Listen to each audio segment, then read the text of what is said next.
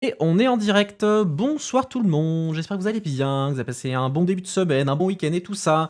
Re-bienvenue sur la chaîne. On va faire une interview. On retourne un peu au contenu historique de la chaîne. On va parler beaucoup de news. Là, on repart sur nos interviews avec des députés européens. On repart sur les bonnes bases 2023. Ce soir, donc vous l'entendez, on est en français. La réponse, elle est assez évidente. C'est parce que notre invitée de ce soir est française.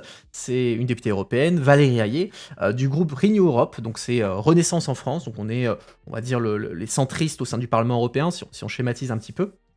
Donc Valérie Ayé, elle est députée européenne depuis 2019, donc c'est son premier mandat en tant que députée, et elle est membre de la commission des budgets et suppléante en commission des affaires économiques et monétaires et en commission de l'industrie, de la recherche et de l'énergie. Donc on va parler gros sous ce soir. Et pour donner quelques indications des thèmes qu'on va discuter ce soir, donc elle est dans ces commissions, elle est spécialisée, elle travaille beaucoup en tout cas en ce moment sur les questions de la réponse européenne à ce qu'on appelle l'Inflation Reduction Act. Donc on va en parler, on en a déjà parlé dans les revues de presse, on va en reparler ce soir. Donc cette espèce de New Green, de Green Deal américain où il y a beaucoup de subventions et qui préoccupe beaucoup l'Europe. Elle travaille sur le Made in Europe, elle travaille sur la question des ressources propres européennes, donc en gros comment le budget européen s'autofinance sans avoir à reposer sur les contributions de la France, de l'Allemagne, etc. Et enfin, elle travaille sur l'état de droit. Et en plus de tout ça, parce que c'est vrai que sinon, je suis sûr que Maïe, ça s'ennuierait beaucoup au Parlement européen, elle est, en plus de tout ça, coprésidente de la délégation française de Renew Europe, donc elle est la copatronne des députés européens Renaissance au Parlement européen. Avant qu'on se lance dans l'interview en tant que telle, petit rappel des règles pour ceux d'entre vous qui seraient nouveaux avec nous ce soir. Donc, comment ça se passe Donc, Madame Aguier, elle va rester avec nous ce soir pendant à peu près 1 heure, après quoi elle va aller pouvoir aller profiter du reste de sa soirée ou continuer à travailler si elle est malchanceuse. Vous serez malheureusement obligé de rester avec moi pendant une petite demi-heure. On va faire un débrief, on va discuter de ce que vous avez pensé de l'interview, revenir sur les différentes questions qu'on n'a pas pu couvrir, etc. etc. Et papoter. Comme d'habitude, j'ai préparé mes questions pour Madame Ayé, et vous pouvez proposer vos questions dans le chat, je garde un œil là-dessus, et si vous avez des bonnes suggestions, je les relayerai aux députés, et on parlera de tout ça. Comme d'habitude, on est sur une chaîne sur la politique européenne, donc on parle que de politique européenne, sauf si c'est en lien avec enfin, on peut parler de politique nationale si c'est en lien avec la politique européenne. Donc attention, faites attention à ce que vous proposez dans le chat, sinon je le reprendrai pas, c'est aussi simple que ça. Et comme d'habitude, vous pouvez discuter, vous pouvez faire vos propositions dans la joie et la bonne humeur, bien évidemment, et sans spammer dans le chat. Et sur ce, écoutez, je pense qu'on a fait à peu près le tour, et écoutez, on va se lancer. Hop là. Bonsoir Valérie, merci beaucoup d'être avec nous ce soir, et Bonsoir, bienvenue. Alors merci. vous m'avez entendu faire la petite introduction pour dire qui vous êtes et sur quoi vous travaillez. Est-ce que j'ai oublié quelque chose que vous voudriez Non, préciser? vous avez été extrêmement complet, donc tout y est. Je dois même vous dire que je suis membre suppléante de la commission des affaires économiques depuis quelques jours seulement, Ah d'accord. et non, mais moi-même, j'oublie de le préciser, ce qui n'empêche pas que je suis mobilisée dans cette commission, D'accord, mais mais en tout cas, ravie d'être avec vous. c'est parfait, on est ravis de vous avoir avec nous. J'ai fait confiance à la page du Parlement européen, donc bon, Mais elle est tout à fait juste, la page du Parlement européen. elle est très à jour au contraire, si Ouais. ça fait quelques jours à peine que vous êtes dedans. Écoutez, lançons-nous déjà, commençons un petit peu par parler de vous. Pourquoi et comment vous êtes lancé en politique et plus tard être députée européenne? Ça a été quoi pour vous l'étincelle qui vous a lancé là-dedans? Hem, En fait, je me suis engagée mon premier engagement en politique, ça a davantage été un engagement citoyen. Je suis devenue conseillère municipale dans le village dans lequel je suis née, dans lequel j'ai grandi, qui s'appelle Saint-Denis-d'Anjou, un petit village de 1 500 habitants en Mayenne. Je suis devenue conseillère municipale à 21 ans. À l'époque, j'étais en fac de droit, je ne savais pas ce que j'allais faire, mais j'ai eu l'opportunité et je me suis dit que ce serait intéressant et c'était ma manière à moi d'être utile aux autres. À l'époque, c'était vraiment un engagement citoyen. Il n'y avait pas d'engagement politique dans le mandat. Et puis j'ai continué mes études. J'ai eu une opportunité professionnelle au Sénat, ce qui m'a permis de découvrir le monde politique. En travaillant pour un sénateur spécialiste des finances publiques et locales. Et à partir de ce moment-là, j'ai vraiment affirmé mon engagement politique en m'encartant dans un parti qui était l'UDI à l'époque et en étant candidate aux élections départementales. Je suis devenue conseillère départementale, vice-présidente de département en charge du budget et des affaires européennes. Et puis j'ai eu l'opportunité d'être députée européenne. Le mandat européen, ça me semblait être un mandat, je le dis vraiment, absolument inaccessible, parce que extraordinaire, parce que très peu de députés européens français, évidemment. Et puis j'ai eu cette chance-là, cette opportunité d'être soutenue par mon parti, par En Marche à l'époque. Alors je pense que j'avais des atouts, effectivement, notamment mon engagement européen dans mes différents mandats locaux. Et je regrette pas parce que c'est un mandat qui est passionnant mais exigeant et avec beaucoup de responsabilités, d'autant plus depuis 2020 et la crise sanitaire, on se retourne de plus en plus vers l'Europe, et à raison d'ailleurs, donc on ne chôme pas. Ça c'est sûr. Alors, vous êtes maintenant au Parlement européen et depuis que Monsieur Séjourné, Stéphane Séjourné est devenu président du groupe Renew Europe, vous avez pris la coprésidence de la délégation française Renaissance. Alors, première question, pourquoi est-ce que la délégation a choisi d'aller pour une coprésidence suite enfin pas au départ de Monsieur Séjourné, il est toujours au Parlement européen, mais à son changement de fonction? Pourquoi une coprésidence? Alors la délégation qu'on appelle désormais l'Europe C'est ensemble, vrai, je perds les bonnes. oui, elle ne s'appelle plus Renaissance parce que le parti politique En Marche s'est appelé Renaissance. Et ça me permet de venir à la raison pour laquelle on a une coprésidence aujourd'hui, c'est que cette délégation, elle est riche de sa diversité et elle est composée de l'ensemble des composantes de la majorité présidentielle. Donc on a des élus qui sont Renaissance aujourd'hui, on a des élus Modem, on a des élus Horizon, on a un élu Parti radical, on a des élus qui étaient sans étiquette politique. Et c'est cette diversité-là des membres de la délégation qui a fait que quand Stéphane Séjourné est devenu président du groupe Renew, on a décidé d'avoir une coprésidence avec 2 jeunes femmes élues. Donc c'était pas mal aussi dans le message qu'on véhiculait aussi, je crois, pour l'ensemble des collègues et pour nous-mêmes, et avec une sensibilité différente, Marie-Pierre étant Modem, Marie-Pierre Vedrenne étant Modem, et moi-même En Marche, désormais Renaissance. Oui, c'est vrai que vous avez changé de nom, j'ai pas encore Exactement. l'habitude. Et du On coup, est quelqu'un. même nous parfois. Ouais, j'imagine, mais dans le chat, du coup, que les gens demandent, vous avez changé de nom parce que du coup, le parti d'Emmanuel Macron a adopté le nom récent, comme ça, il pouvait pas y avoir de confusion sur l'appartenance des différents députés, puisqu'effectivement, c'est une coalition en Totalement. fait. Exactement. Et du coup, maintenant, en tant que coprésidente, c'est quoi votre rôle en fait? Qu'est-ce qu'une coprésidente fait en fait comme Alors métier? la coprésidence et la présidence, toutes les deux avec Marie-Pierre Vedrenne, c'est un rôle très politique parce qu'on contribue à défendre la position du collectif.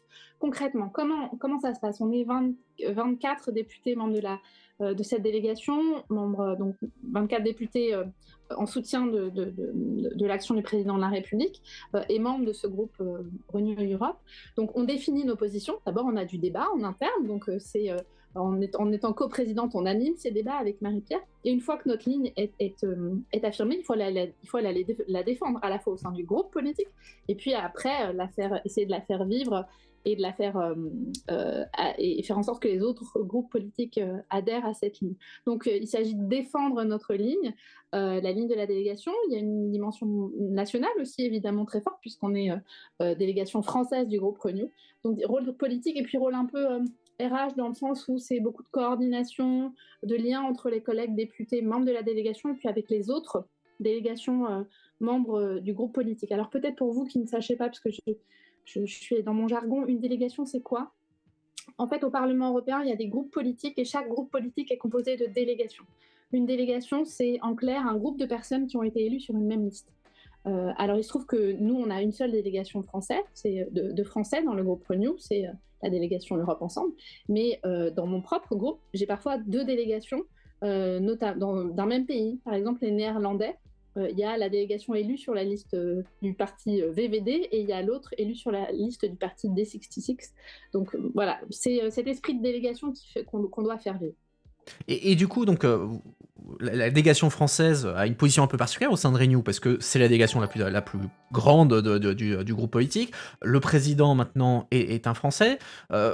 Comment est-ce que vous arrivez à gérer un peu le fait que bah, voilà, vous êtes la plus grande délégation française, on sait que le groupe en tant que tel, c'est l'héritier de la DLE, qui a une branche centriste et une branche plus libérale nordique. Comment est-ce qu'on gère j'ai envie de dire c'est pas cette schizophrénie, mais voilà, on n'a pas, faut pas qu'on apparaisse comme étant les gros bourrins qui veulent dominer le groupe, et en même temps, bah, vous êtes quand même la plus grande délégation du groupe.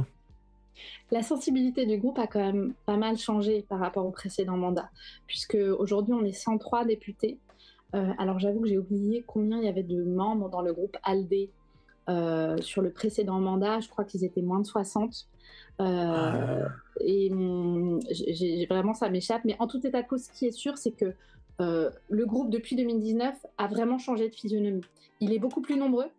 Il a désormais un rôle majeur. C'est lui qui fait les majorités. Et puis, ceux qui sont arrivés pour compléter ce groupe ont une ligne un peu différente de celle des libéraux frugaux. Moi, je considère que je suis libérale, mais pas à la même manière que les frugaux, évidemment. Et évidemment, très souvent, ça donne lieu à des discussions très vives, avec des tensions, parce qu'on n'a pas du tout les mêmes approches sur notamment les sujets budgétaires et fiscaux dont je m'occupe. Néanmoins, on a du discours, on a du débat, on a du dialogue, on cherche à se comprendre, à former une position de groupe toujours la plus ambitieuse possible, et en fonction des sujets, soit eh bien, il y a une position majoritaire qui se dégage, soit on essaie de trouver un consensus en fonction des priorités politiques qui sont du groupe. Mais ça fonctionne plutôt bien, je crois que le groupe vit bien, malgré ces divergences, parce qu'on a quand même un ADN très fort autour de la défense de l'état de droit, de la protection de la planète, de la protection des entreprises, de la défense des droits des femmes également, donc des enjeux liés à l'autonomie stratégique et la souveraineté industrielle. Donc tout ça sont des éléments très forts et de cohésion au sein de ce groupe. Alors j'avais reçu une question quand je préparais l'interview de la part de quelqu'un qui disait voilà, on le sait tous, la guerre en Ukraine, c'est un sujet qui occupe beaucoup l'Union européenne et les députés européens au quotidien depuis bientôt un an. Et la question c'était quelle est la position de votre délégation, donc de la délégation française Europe Ensemble, sur l'envoi d'armes françaises en Ukraine. Est-ce que vous soutenez? Est-ce que vous pensez qu'il faut faire attention? Est-ce qu'il y a des équipements qui devraient être off-limit? Comment vous vous positionnez sur ça? On est en soutien du peuple ukrainien et de la ligne défendue par Volodymyr Zelensky, donc total soutien à l'Ukraine. Moi, je ne répondrai pas dans le détail sur quel type d'armes on doit envoyer, etc. Je laisse l'état-major français définir ça en fonction des besoins des Ukrainiens et de ce qui est disponible en France. En tout état de cause, on est en plein soutien. La France est en plein soutien de l'Ukraine, donc pas d'ambiguïté au sein de la délégation Renaissance. On a soutenu l'envoi d'armes à l'Ukraine, on a soutenu les sanctions vis-à-vis du régime de Poutine, on a soutenu le statut de candidat à l'adhésion de l'Ukraine, à l'adhésion de l'Union européenne, donc plein soutien évidemment au peuple ukrainien. Autre sujet d'actualité, alors pas très positif celui-là non plus, ça fait maintenant 1 mois et demi qu'il y a le scandale dit du Qatargate qui a éclaté, qui est le plus gros scandale qui secoue le Parlement depuis le début de ce mandat, je pense. Ça a lancé un débat, donc c'est une affaire de corruption, qui a lancé un débat sur la transparence au Parlement européen vis-à-vis et un débat sur le lobbying. Et donc du coup ma question c'est qu'est-ce que selon vous, le Parlement, l'Union européenne devrait faire pour essayer de retrouver la confiance des électeurs sur ce sujet de transparence, alors qu'on est à 1 an des élections européennes? Ça a été, quand on a appris cette affaire, ça a été un coup de tonnerre. Moi, j'ai été révoltée, et je pense que la plupart de mes collègues et tous les collègues étaient révoltés, parce qu'en fait, c'est quelques brebis galeuses, 3, 4, 5, peut-être plus, on ne sait pas, on verra en fonction du développement de l'affaire, mais en tout cas, quelques brebis galeuses qui entachent toute institution. Et il y a ce qui relève de la corruption, donc l'affaire qui est en train d'être dévoilée, et la justice doit faire son travail. Il y a ce qui relève de la corruption qui est inacceptable, intolérable et absolument condamnable. Et l'ensemble du Parlement fera le nécessaire pour que la justice puisse faire son travail dans les meilleures conditions possibles. Et d'ailleurs, on a levé l'immunité on a voté la semaine dernière pour lever l'immunité de 2 collègues, un collègue italien et un collègue belge, pour que la justice puisse avancer. Et puis, donc ça, c'est ce qui relève des faits de corruption, et la justice doit mener son travail. Et puis, il faut recréer la confiance entre les institutions européennes, le Parlement européen et les citoyens. Et la difficulté, c'est que voilà, ces 3 brebis galeuses, elles viennent ternir toute l'institution. Mais cette affaire, elle met le doigt, elle permet de mettre le doigt sur un point qui est la nécessité d'accélérer sur la transparence.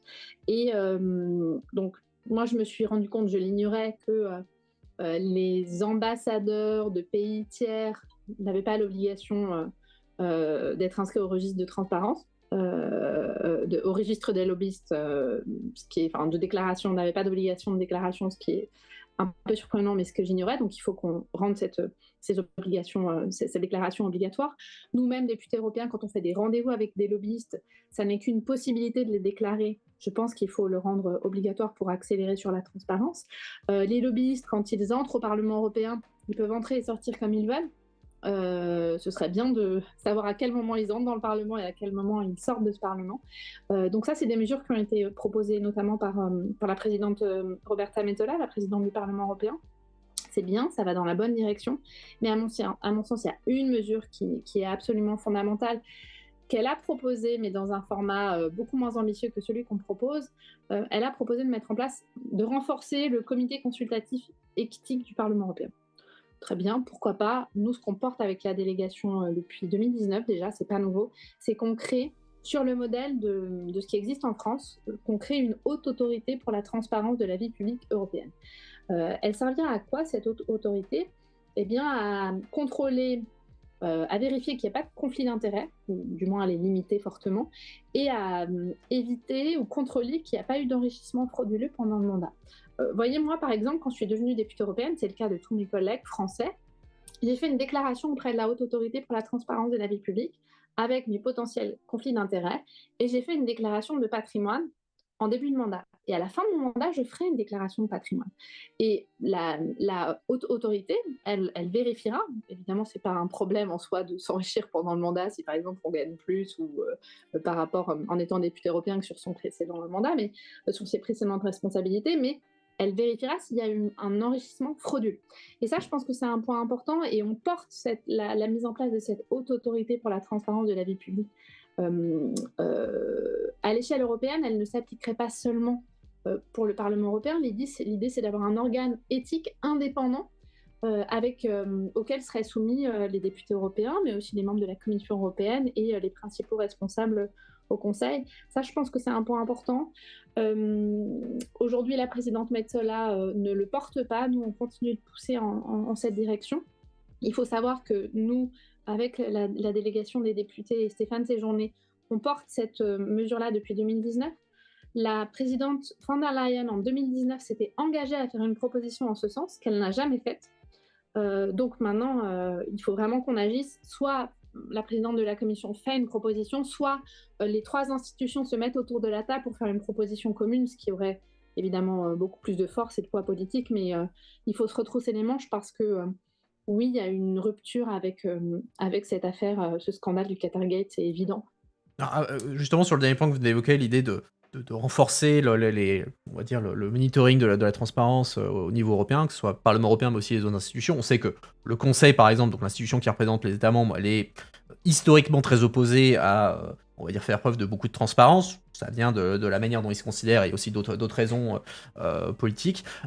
Mais au Parlement européen, même un certain nombre de députés européens ne sont pas très nécessairement favorables à une réforme en profondeur. Par exemple, on peut penser à une partie du PPE, donc la droite, en France ça correspond aux Républicains, dont une partie des députés est opposée à plus de transparence, entre guillemets, parce qu'ils voient dans cela une atteinte à ce qu'on appelle à la liberté de mandat. Donc la liberté d'un député européen de pouvoir exercer en toute liberté son mandat, de rencontrer qui il estime avoir besoin de rencontrer, etc.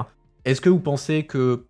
Je vais formuler ça différemment. Selon vous, quel doit être l'équilibre entre, d'un côté, la nécessité de transparence et de l'autre côté, la liberté pour un député, le besoin de liberté d'un député européen pour exercer son mandat librement, de rencontrer qui il veut, etc. Pour donner un exemple concret, la semaine dernière, j'avais un député PPE ici, suédois, et qui me disait, oui, mais moi, je peux pas accepter de faire preuve de transparence complète sur qui je rencontre, parce que moi je travaille sur les questions de droits de l'homme, et donc si je commence à publier les noms d'opposants politiques dans des pays comme la Chine, dans des dictatures, etc., je mets des gens en danger, donc je ne peux pas moi me permettre de faire ça.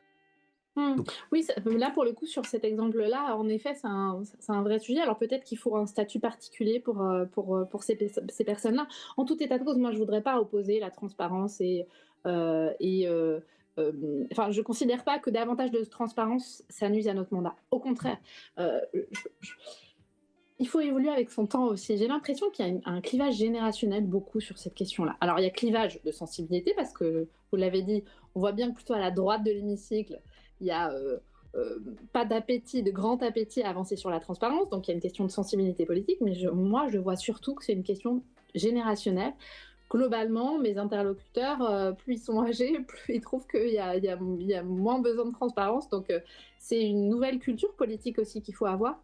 Et moi, je pense que, alors évidemment, il ne s'agit pas enfin, faut trouver le bon équilibre, mais je pense que qu'on déclare nos rendez-vous, ça me paraît assez sain. Et en tout état de cause, là encore, il faut restaurer le lien de confiance. Il a été brisé. Déjà, c'est compliqué, il faut se dire, hein, quand on est député européen.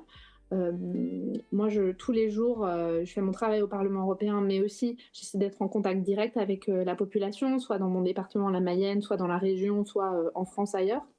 Je vais rencontrer des chefs d'entreprise, des présidents d'associations, des élèves pour leur expliquer ce que je fais et pour incarner aussi cette Europe. Mais il y a un travail colossal à faire, notamment en France, parce qu'on n'a pas de culture européenne. Donc je crois profondément que le fait de renforcer la transparence, ça contribue aussi et ça permet de rapprocher le député européen des électeurs, tout simplement, et puis des citoyens européens.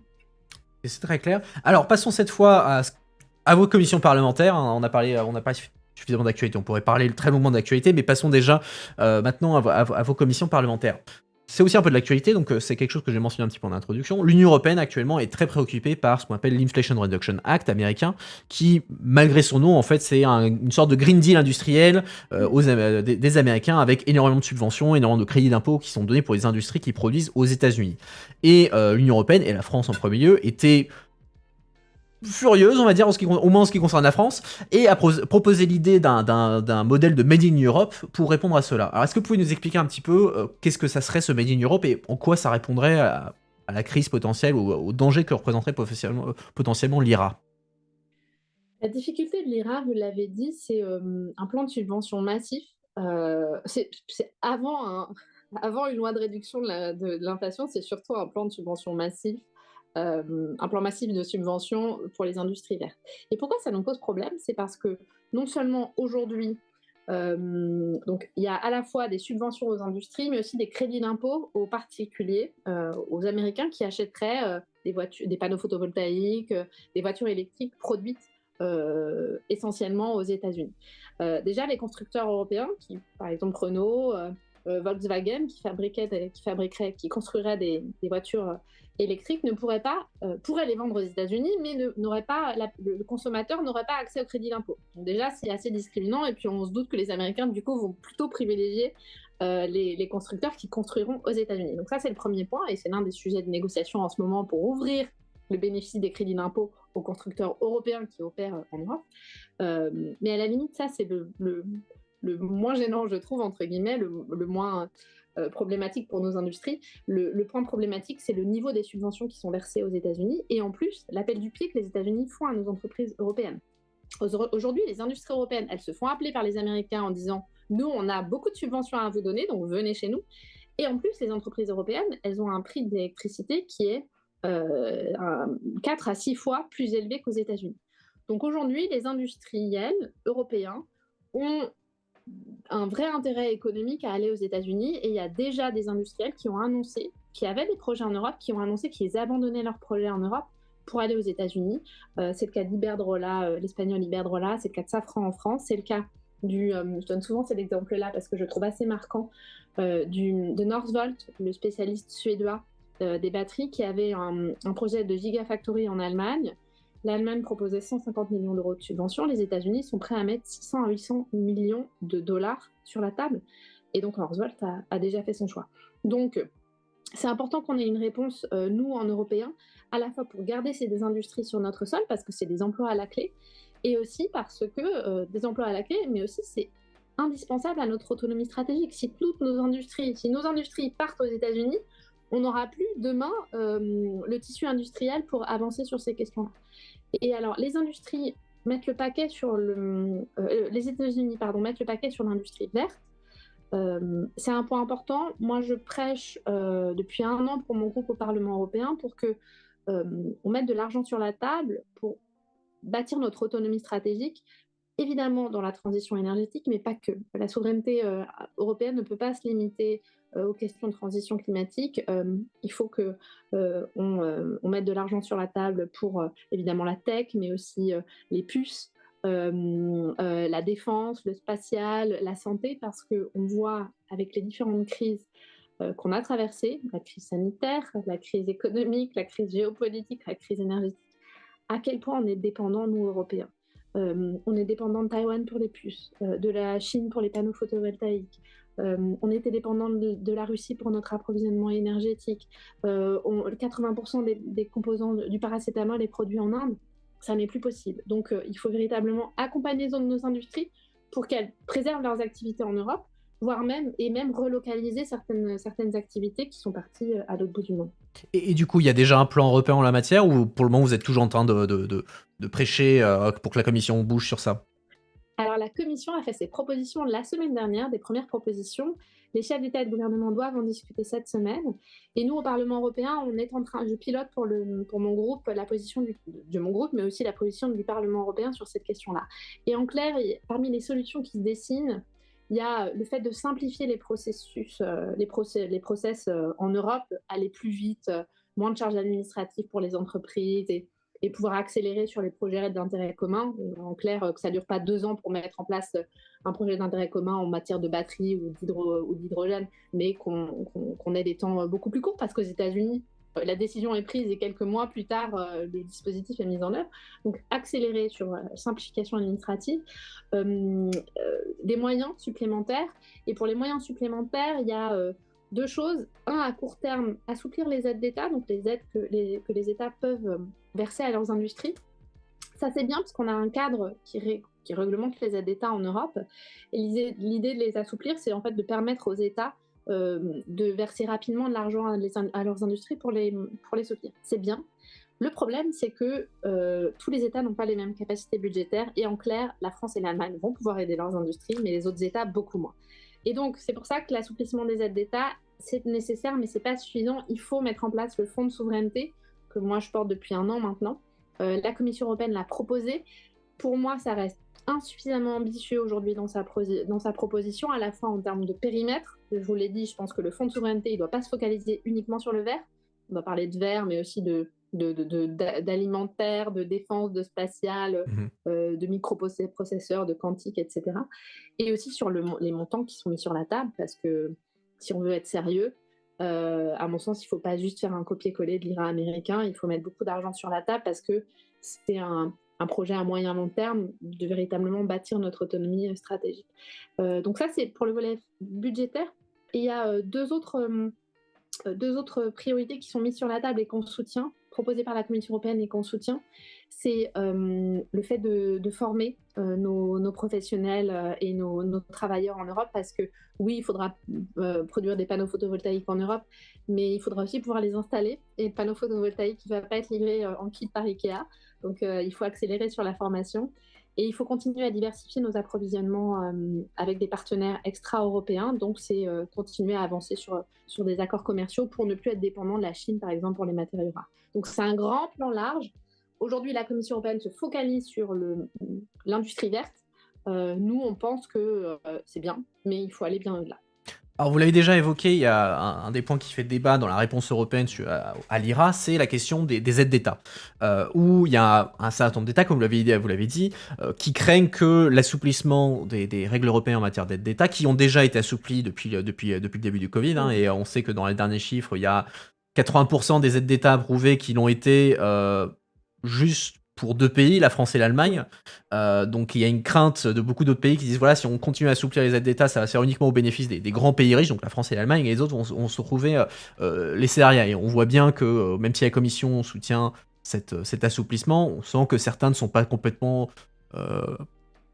bien vis-à-vis de ça. On sent que Mme Vestager est pas nécessairement la plus grande fan de cet assouplissement, mais du coup voilà, pour les pays qui sont moins dotés, qui n'ont pas les budgets de la taille de la France et de l'Allemagne, vous avez mentionné peut-être le fonds de souveraineté. Alors est-ce que vous pouvez peut-être expliquer un peu plus en quoi ça consisterait? Je voudrais d'abord rebondir sur ce que vous avez dit. Oui, il y a des craintes d'autres États et elles sont légitimes, ces craintes. Effectivement, il faut assouplir le cadre des aides d'État, mais ça ne peut pas être suffisant. Et on voit déjà, je pense notamment à une collègue tchèque qui m'expliquait que les constructeurs tchèques commencent à envisager d'aller s'installer en Allemagne parce que l'Allemagne a déjà annoncé un plan à 200 milliards d'euros que la République tchèque ne Mmh. pourra pas, et la République tchèque ne pourra pas mettre cet argent sur la table.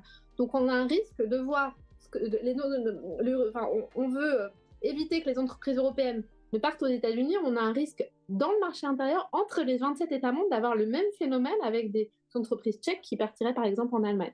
Et donc ça, c'est évidemment un vrai problème. Donc le fonds de souveraineté, c'est l'ironie du sort, ceux de mes collègues, on a une majorité au Parlement pour soutenir le fonds de souveraineté et le fonds qu'on a appelé initialement il y a 1 an le fonds pour l'autonomie stratégique. J'ai des collègues qui étaient opposés par principe au fonds de souveraineté parce que ça veut dire on met de l'argent sur la table, qui maintenant sont les meilleurs défenseurs parce qu'ils savent que leurs États ne vont pas pouvoir mettre de l'argent sur la table, donc ils sont très contents d'avoir la perspective d'un nouveau fonds et de nouvelles aides. Il est tout à fait à construire ce fonds. On attend une proposition de la Commission européenne dans les prochaines semaines et avec une adoption avant l'été, je l'espère. L'enjeu du fonds, c'est en fait d'identifier, à mon sens, l'ensemble des industries stratégiques à l'échelle de l'Union européenne et de flécher l'argent, d'aller chercher de l'argent en commun et de flécher l'argent sur ces industries stratégiques partout en Europe. C'est ça qui est important, avoir une vision d'ensemble à l'échelle des 27 sur ce qui fait, quelles sont nos dépendances et comment on y répond pour soutenir nos industries et accompagner leur relocalisation partout en Europe. Alors du coup, on en a parlé, c'est une question de mettre de l'argent sur la table et la question c'est, d'où déjà, est-ce que l'Europe peut faire concurrence aux États-Unis, sur ça? Parce que quand on parle de l'IRA, c'est 370 milliards de dollars, qu'ils mettent sur la table aujourd'hui pour l'IRA et quand on regarde la réponse européenne, ben, au-delà de, voilà, peut-être faire un plan de souveraineté, enfin un fonds de souveraineté, les États sont réticents à mettre de l'argent frais sur la table et ou émettre de la dette pour financer et du coup, on se retrouve à en fait détourner, enfin pas détourner, mais relabelliser une partie du fonds de relance post-Covid pour le rediriger vers la réponse à l'IRA. Donc est-ce que c'est suffisant? Et est-ce que dans tous les cas, l'Europe, elle est pas dans une course perdue d'avance face aux États-Unis qui sont capables de mettre 350 milliards de dollars sur la table en un claquement de doigts? Non, c'est pas une course perdue d'avance, il faut aller vite, il faut pas perdre de temps, il faut envoyer un signal politique à nos industriels, ça c'est la priorité, et il faut prendre des décisions ambitieuses. Que la Commission et les États, c'est souvent l'une des pratiques favorites de la Commission de faire des redéploiements, c'est-à-dire, comme vous l'avez très bien décrit, d'aller chercher de l'argent qui devait être destiné à une politique spécifique et de l'utiliser pour une autre. Il y a de l'argent qui est disponible, c'est vrai, notamment 220 milliards d'euros de prêts du plan de relance qu'on a lancé en 2020 qui n'ont pas été utilisés. Donc oui, on peut les utiliser pour libérer de l'argent très vite. Ça c'est bien, mais ça suffira pas. À la fois parce que du recyclage, ça reste du recyclage, ça devait être distribué, prévu pour d'autres projets, et surtout dans le montant, on n'y est pas. Donc c'est une première solution de court terme qui est suffisante, mais il faut l'accompagner par ce fonds de souveraineté avec de l'argent frais. Vous l'avez dit très justement, il y a un certain nombre d'États qui sont défavorables aujourd'hui à avoir de l'argent frais, c'est-à-dire et soit à mettre de l'argent supplémentaire avec les contributions nationales, soit à aller faire un nouvel emprunt en commun. Néanmoins, là encore, à l'épreuve des faits, moi je suis, mon état d'esprit, je suis déterminée, je veux rester optimiste et positive. On a vu qu'il y avait des choses qui étaient absolument tabous, qui ont été possibles. Le plan de relance en 2020, l'Allemagne n'en voulait pas, un certain nombre d'États frugaux n'en voulaient pas et avaient dit, moi, en responsabilité, jamais. Ils ont fini par accepter parce qu'ils ont compris que c'était leur intérêt d'avoir une démarche collective. Donc je veux croire que sur la question du fonds de souveraineté, c'est la même chose, que les réticences pourront être levées. Je crois qu'on n'a pas le choix, parce que si on joue petit bras, si on joue petit bras, en fait, c'est des industriels qui vont mettre la clé sous la porte, c'est des emplois qui sont à la clé. Et je veux croire que les chefs d'État et de gouvernement, notamment les frugaux, auront la sensibilité politique suffisante pour comprendre qu'il faut avoir une solution commune. Après, sur les modalités, comment on finance ce fonds de souveraineté, soit les États mettent la main au pot commun, soit on va chercher un nouvel emprunt. Je sais que c'est difficile, c'est pourquoi je propose une autre solution qui serait absolument novatrice, qui est de créer un fonds de pension souverain. Le fonds de pension souverain, en fait, ça vous permettrait à vous, Européens, épargnants, de mettre votre épargne, d'investir votre épargne dans des industries qui sont identifiées par stratégique par l'Union européenne. Et je pense que c'est un beau modèle parce que ça permettrait d'aller chercher l'argent qui dort aujourd'hui, l'argent des Européens qui dort, Ça permettrait de soutenir nos industries stratégiques et puis c'est de l'argent qui serait investi avec un retour sur investissement pour les Européens. Donc, Ça serait un genre d'emprunt national version européenne? Enfin, le euh, grand emprunt ouais, version européenne? Je suis pas familier de ces sujets-là, donc je pose la ouais, question non, non, naïvement. on peut imaginer qu'en fait les Otariens mettent leur pécule dans le budget européen et puis que ce budget européen va être donné, octroyé à la Banque européenne d'investissement qui va gérer cet argent. Donc oui, c'est une forme d'entêtement, mais auprès des Européens, en étant avec un retour sur investissement pour les citoyens européens. Oh, non, mais quand je faisais référence au grand emprunt, je faisais référence à ce plan français, je sais plus si c'était François Hollande Ah, qui l'a mis pardon. en place, qui Ouais. disait voilà aux Français, mettez de l'argent et l'État vous paiera des intérêts. Ouais, Euh, oui, oui, j'avais pas pensé à ça. Mais là, vraiment, l'idée, c'est que les entreprises qui vont faire des bénéfices, qui seront soutenues par l'argent en question, qui vont faire des bénéfices, eh bien, les reverseront aux épargnants. Dernier sujet sur l'argent, sur un autre sujet sur lequel vous travaillez, c'est la question des ressources propres. Donc on l'a dit, le budget européen est principalement financé par les États. Il y a une petite partie qui est l'autofinancement, c'est ce qu'on appelle les ressources propres. Et vous avez récemment, je crois que c'est cette semaine ou la semaine dernière, La euh, semaine dernière. la semaine dernière, vous avez présenté votre rapport en commission des budgets pour dire voilà comment est-ce que l'Union européenne pourrait acquérir des nouvelles ressources propres et donc ne plus dépendre du chèque que la France, l'Allemagne et chacun des 27 doit faire avec beaucoup de douleur à l'Union européenne. Donc, qu'est-ce que vous proposez concrètement? Alors, d'abord, peut-être pourquoi on propose d'avancer sur les ressources propres, parce que je vous ai parlé du plan de relance. En 2020, on a fait un grand plan de relance et on est allé emprunter 750 milliards d'euros sur les marchés et on a prévu le remboursement. Et on a prévu que ce plan de relance serait remboursé par les ressources propres. Vous l'avez très bien dit, c'est une partie d'autofinancement du budget. Et l'idée, c'est de faire payer ceux qui ne paient pas leur juste part d'impôt aujourd'hui, c'est-à-dire les géants du numérique, c'est-à-dire les entreprises qui polluent et les entreprises chinoises qui polluent notamment. Et en fait, on a déjà avancé sur cette question-là des ressources propres, puisqu'on a terminé de négocier en fin d'année dernière. Ce dont vous avez peut-être entendu parler, c'est la taxe carbone aux frontières et la révision du marché carbone. Et en fait, ça, c'est des dispositifs inédits. En clair, la taxe carbone aux frontières, c'est une voiture qui est fabriquée, enfin un produit qui est fabriqué à l'autre bout du monde sans considération de nos contraintes environnementales. Quand il va arriver sur le marché, eh bien, l'entreprise qui va l'importer, qui va faire entrer ce produit sur le marché européen devra payer cette taxe carbone aux frontières pour ramener de la compétitivité aussi à nos entreprises européennes qui, elles, sont soumises aux règles en matière environnementale. Et donc, cette taxe carbone aux frontières, elle va générer des revenus qui vont entrer dans le budget européen. On a aussi avancé sur la taxation des géants du numérique. Alors ça devait se faire à l'échelle européenne. On a finalement eu un accord à l'échelle internationale sur la taxation des 100 plus grandes multinationales et dedans, il y a les géants du numérique. Donc on a avancé.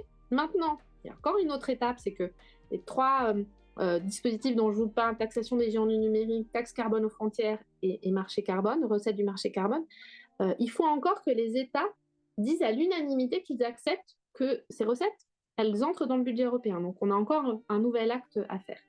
Mais quand bien même, une fois que cet acte sera fait, on aura à peu près 8,5 milliards d'euros par an issus de ces ressources propres. Or, c'est très loin du compte parce que pour rembourser le plan de relance, il nous faut entre 15 et 20 milliards d'euros par an en termes de recettes. Donc, il nous faut d'autres idées de nouvelles de ressources propres et d'autres recettes pour abonder notre budget européen. Et effectivement, la semaine dernière, avec mon collègue portugais, on a fait des propositions pour nos nouvelles idées de recettes, avec des idées qu'on a voulu être assez innovantes pour aussi susciter le débat politique. Une taxation sur les crypto-monnaies, puisqu'aujourd'hui, il y a des diversités de réglementation en Europe et de taxation en Europe, et donc on voudrait avoir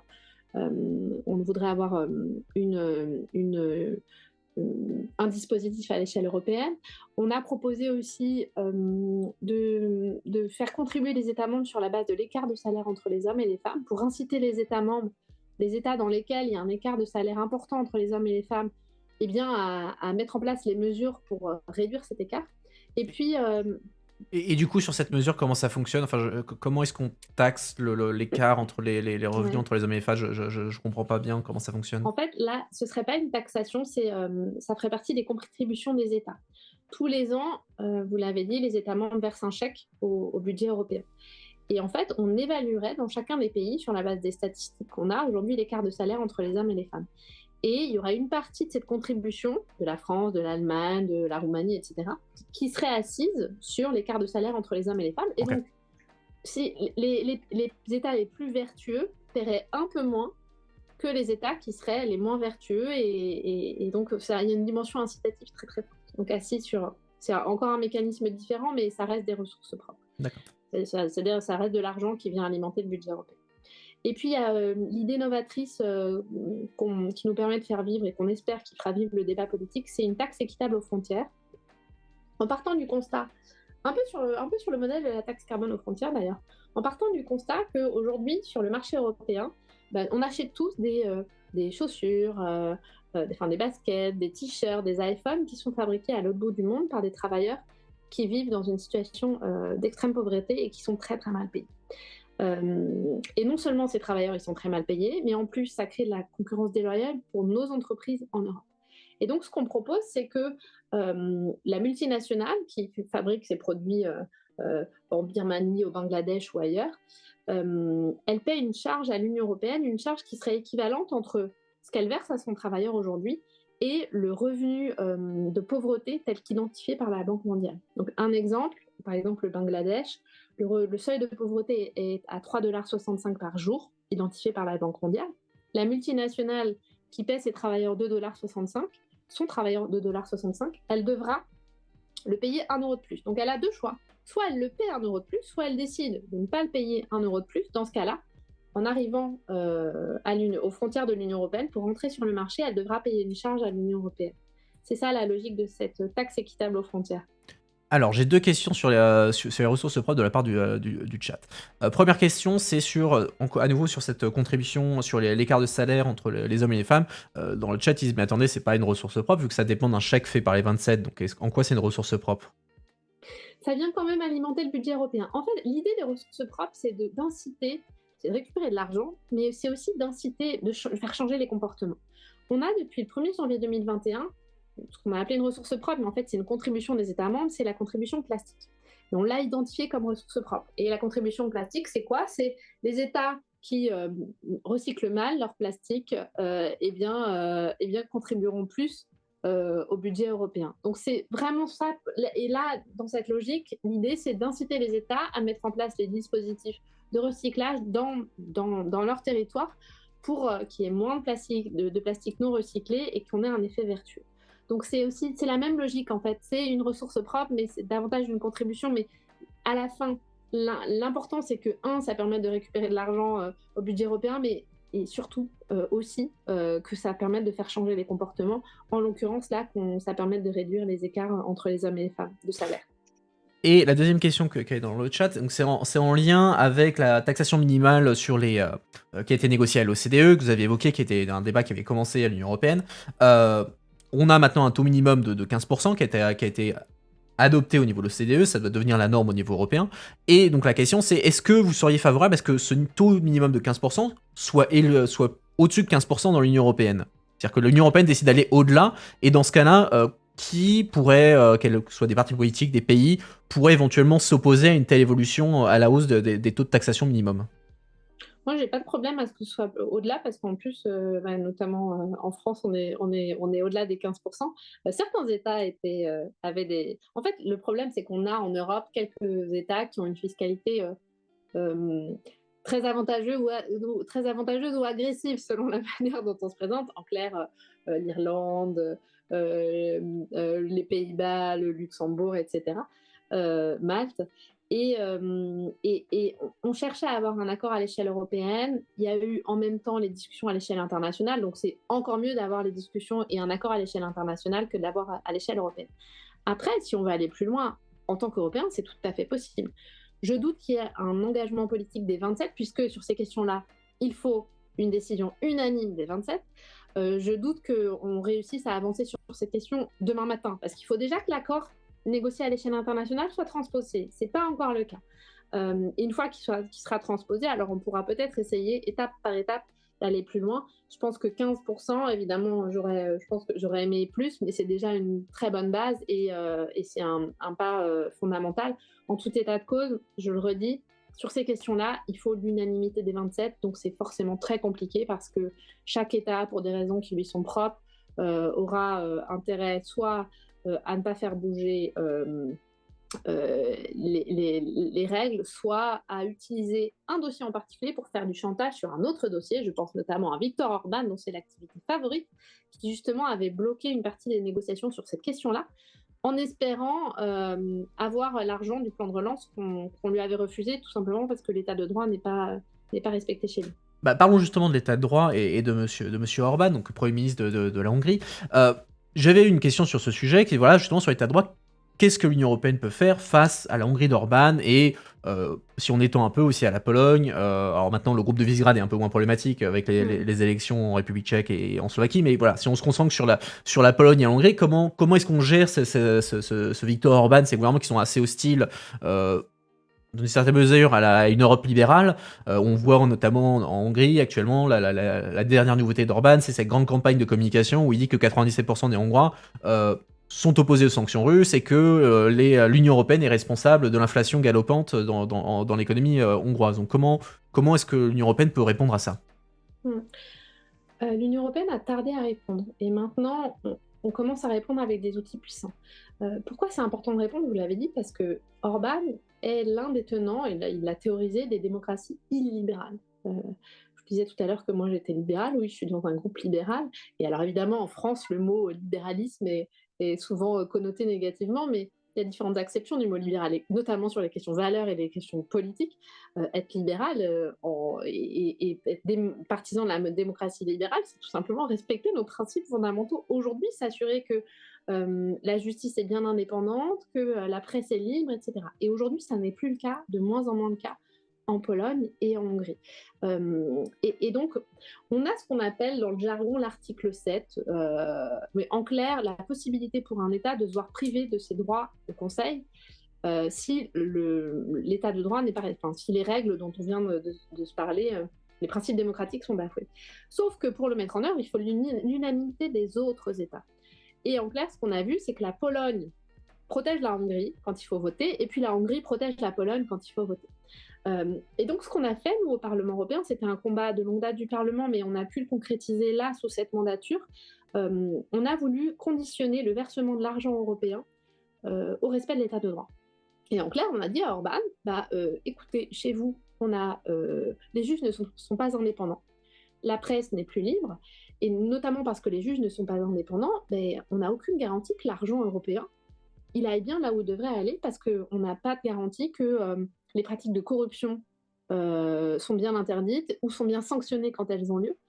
Et donc, on ne verse pas l'argent. Et c'est assez efficace puisque pour la première fois, le dispositif a été mis en œuvre et donc il y a de l'argent, des dizaines de milliards d'euros d'argent qui auraient dû être versés à la Hongrie, à la Pologne aussi, et qui n'ont pas été versés.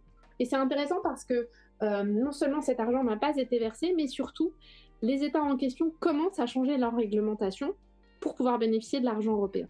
Alors le problème, c'est que vous me direz, ça ne change pas l'état du pays, ça ne change pas les pratiques d'Orban qui reste tenant d'un gouvernement, qui reste tenant d'une démocratie illibérale, comme il le dit, mais quand même, c'est un moyen de pression important qu'on a, tout simplement pour respecter nos valeurs. La Hongrie et la Pologne, et l'Italie demain, j'espère que l'Italie de Giorgia Meloni continuera à respecter nos principes fondamentaux, mais tous ces pays-là, enfin tout pays, quand il a adhéré à l'Union européenne, il a adhéré à ces valeurs, aux principes démocratiques qui sont essentiels et qui font l'unité aussi de l'Union européenne. Donc c'est un combat important, je crois, qu'on a mené, qu'on doit continuer de mener, et qui est efficace. Je vous donnais ces exemples-là, mais pour moi, il y a un autre exemple qui est très marquant et sur lequel on a obtenu gain de cause très très vite.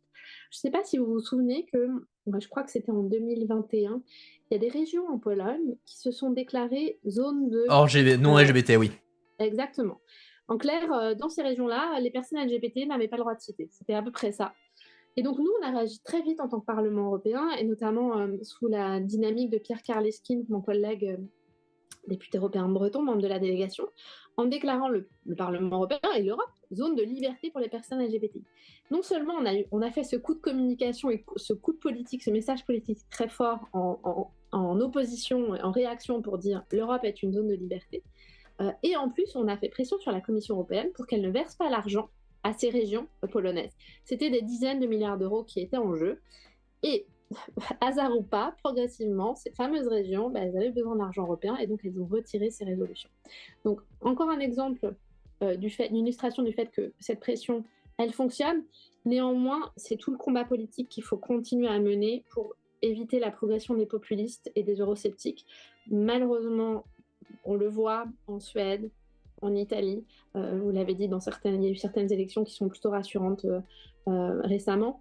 Mais il faut véritablement mener ce combat politique, rappeler à l'ensemble des Européens que les Orban, c'est un peu différent aujourd'hui en Pologne parce que la situation avec la guerre en Ukraine change un peu la donne, mais rappeler que les populistes sont là pour détruire l'Europe, absolument pas pour protéger les Européens, et qu'une fois qu'ils sont au pouvoir, eh bien, ils détruisent la démocratie.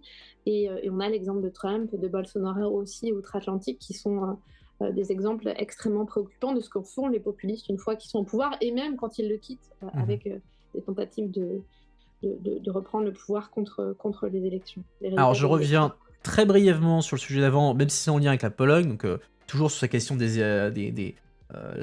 les contributions sur l'indexation des égalités salariales. Apparemment le chat est passionné par ça. Quelqu'un allait vérifier sur le site de la Commission européenne, apparemment les inégalités salariales sont plus fortes en France qu'en Pologne entre les hommes et les femmes. Et donc du coup la question c'est est-ce que c'est juste de faire payer plus à la France en termes de contributions sur la base de ces inégalités salariales hommes-femmes, alors que en face on parle de la Pologne, d'un pays où l'IVG est remis en cause. Est-ce qu'il n'y a pas un problème avec la mesure? En fait, il faut, avant de la mettre en place, nous, on fait des propositions. Il faut qu'elle soit analysée par la Commission. La Commission, elle a l'expertise. Ce qui est sûr, et ce dont on est absolument certain, c'est que les critères qu'on a aujourd'hui pour mesurer l'égalité, les différences de salaire entre les hommes et les femmes, et la situation des droits des femmes aussi, il faut faire évoluer ces critères. Donc ça fera partie de la négociation aussi, que d'avoir des critères qui soient les plus justes possibles et qui permettent véritablement de comparer les situations entre les hommes et les femmes. Je discutais l'autre jour aussi, dans certains pays, les femmes travaillent culturellement, notamment en Pologne, moins que les hommes. Et donc, il y a un biais aussi sur cette question-là. Donc, il faut travailler encore sur les modalités, sur les critères. C'est l'objet. On fait une proposition, elle sera soumise à négociation, à discussion. Il y aura des dispositifs. On a des données qui existent déjà, mais qui doivent être améliorées. Sur la contribution plastique dont je vous parlais tout à l'heure, pareil, on avait, avant la mise en œuvre, on avait un problème d'évaluation des statistiques et on l'a ajusté pour pouvoir être plus efficace et plus juste aussi dans cette contribution. Mais je suis ravie que ça vous intéresse parce que je pense que c'est une proposition majeure. Je reviens à cette idée-là. Les ressources propres, c'est pas seulement ramener de l'argent, c'est aussi être plus juste. On va taxer les géants du numérique, on va taxer les entreprises chinoises qui polluent, on veut améliorer la situation. C'est un levier d'influence en guillemets. Exactement, ouais. Alors, sortons un peu alors, restons en politique européenne quand même, mais sortons de Bruxelles. L'année prochaine, on sait, c'est les élections européennes, et dans le cadre, on va dire franco-français, ça va être aussi des élections de mi-mandat pour Emmanuel Macron, qui a un début de mandat un petit peu compliqué. Il a perdu sa majorité à l'Assemblée nationale, actuellement il est en train de mener une réforme très contestée dans la rue sur les retraites. Est-ce que c'est une échéance électorale, les élections européennes, qui vous préoccupe, vous et vos collègues, et notamment parce qu'il pourrait y avoir une crainte que le contexte politique national éclipse la dimension européenne du scrutin? Alors, c'est une échéance qui nous occupe, qui nous préoccupe évidemment, parce que forcément, on a un gros enjeu. Mais on est déterminé à faire au moins aussi bien que ce qu'on a fait aux dernières échéances. Moi, quand même, ce que je retiens, c'est que grâce à Emmanuel Macron, on a mis l'Europe au cœur du débat politique français. Alors bien sûr, là, vous me parlez de la réforme des retraites, il y aura le projet de loi immigration, etc., avec des débats nationaux très tendus, mais beaucoup des débats nationaux ont des incidences évidemment à l'échelle européenne, mais beaucoup des débats européens ont des incidences à l'échelle européenne. Donc le débat qui aura lieu et la campagne qui aura lieu en vue des élections européennes de 2024, elle touchera le quotidien des Français, et ce sera à nous aussi de faire vivre cette campagne. Et vraiment, depuis qu'Emmanuel Macron est en responsabilité, on a un vrai projet européen, on assume d'être européen, et c'est ce qui fait la force aussi de cette majorité présidentielle. Au sein de la majorité présidentielle, personne ne remet en cause le projet européen. Vous avez encore Bon, je ne parle même pas du RN et de LFI qui sont eurosceptiques, même s'ils prétendent l'inverse. Au sein du PS, on a la ligne pro-européenne, la ligne eurosceptique. Au sein des LR, on a la ligne pro-européenne, la ligne eurosceptique. Nous, au sein de la majorité présidentielle, avec plusieurs composants, plusieurs partis politiques, on assume l'ambition européenne. Donc on sera motivé, fort du bilan aussi, parce que ça, c'est la grosse différence. Alors évidemment, il y avait quelques collègues qui étaient déjà en responsabilité en 2019, mais ils étaient peu nombreux. Aujourd'hui, on arrive avec un bilan qui est extrêmement riche, à la fois le bilan du président de la République, notre bilan aussi aujourd'hui au Parlement européen.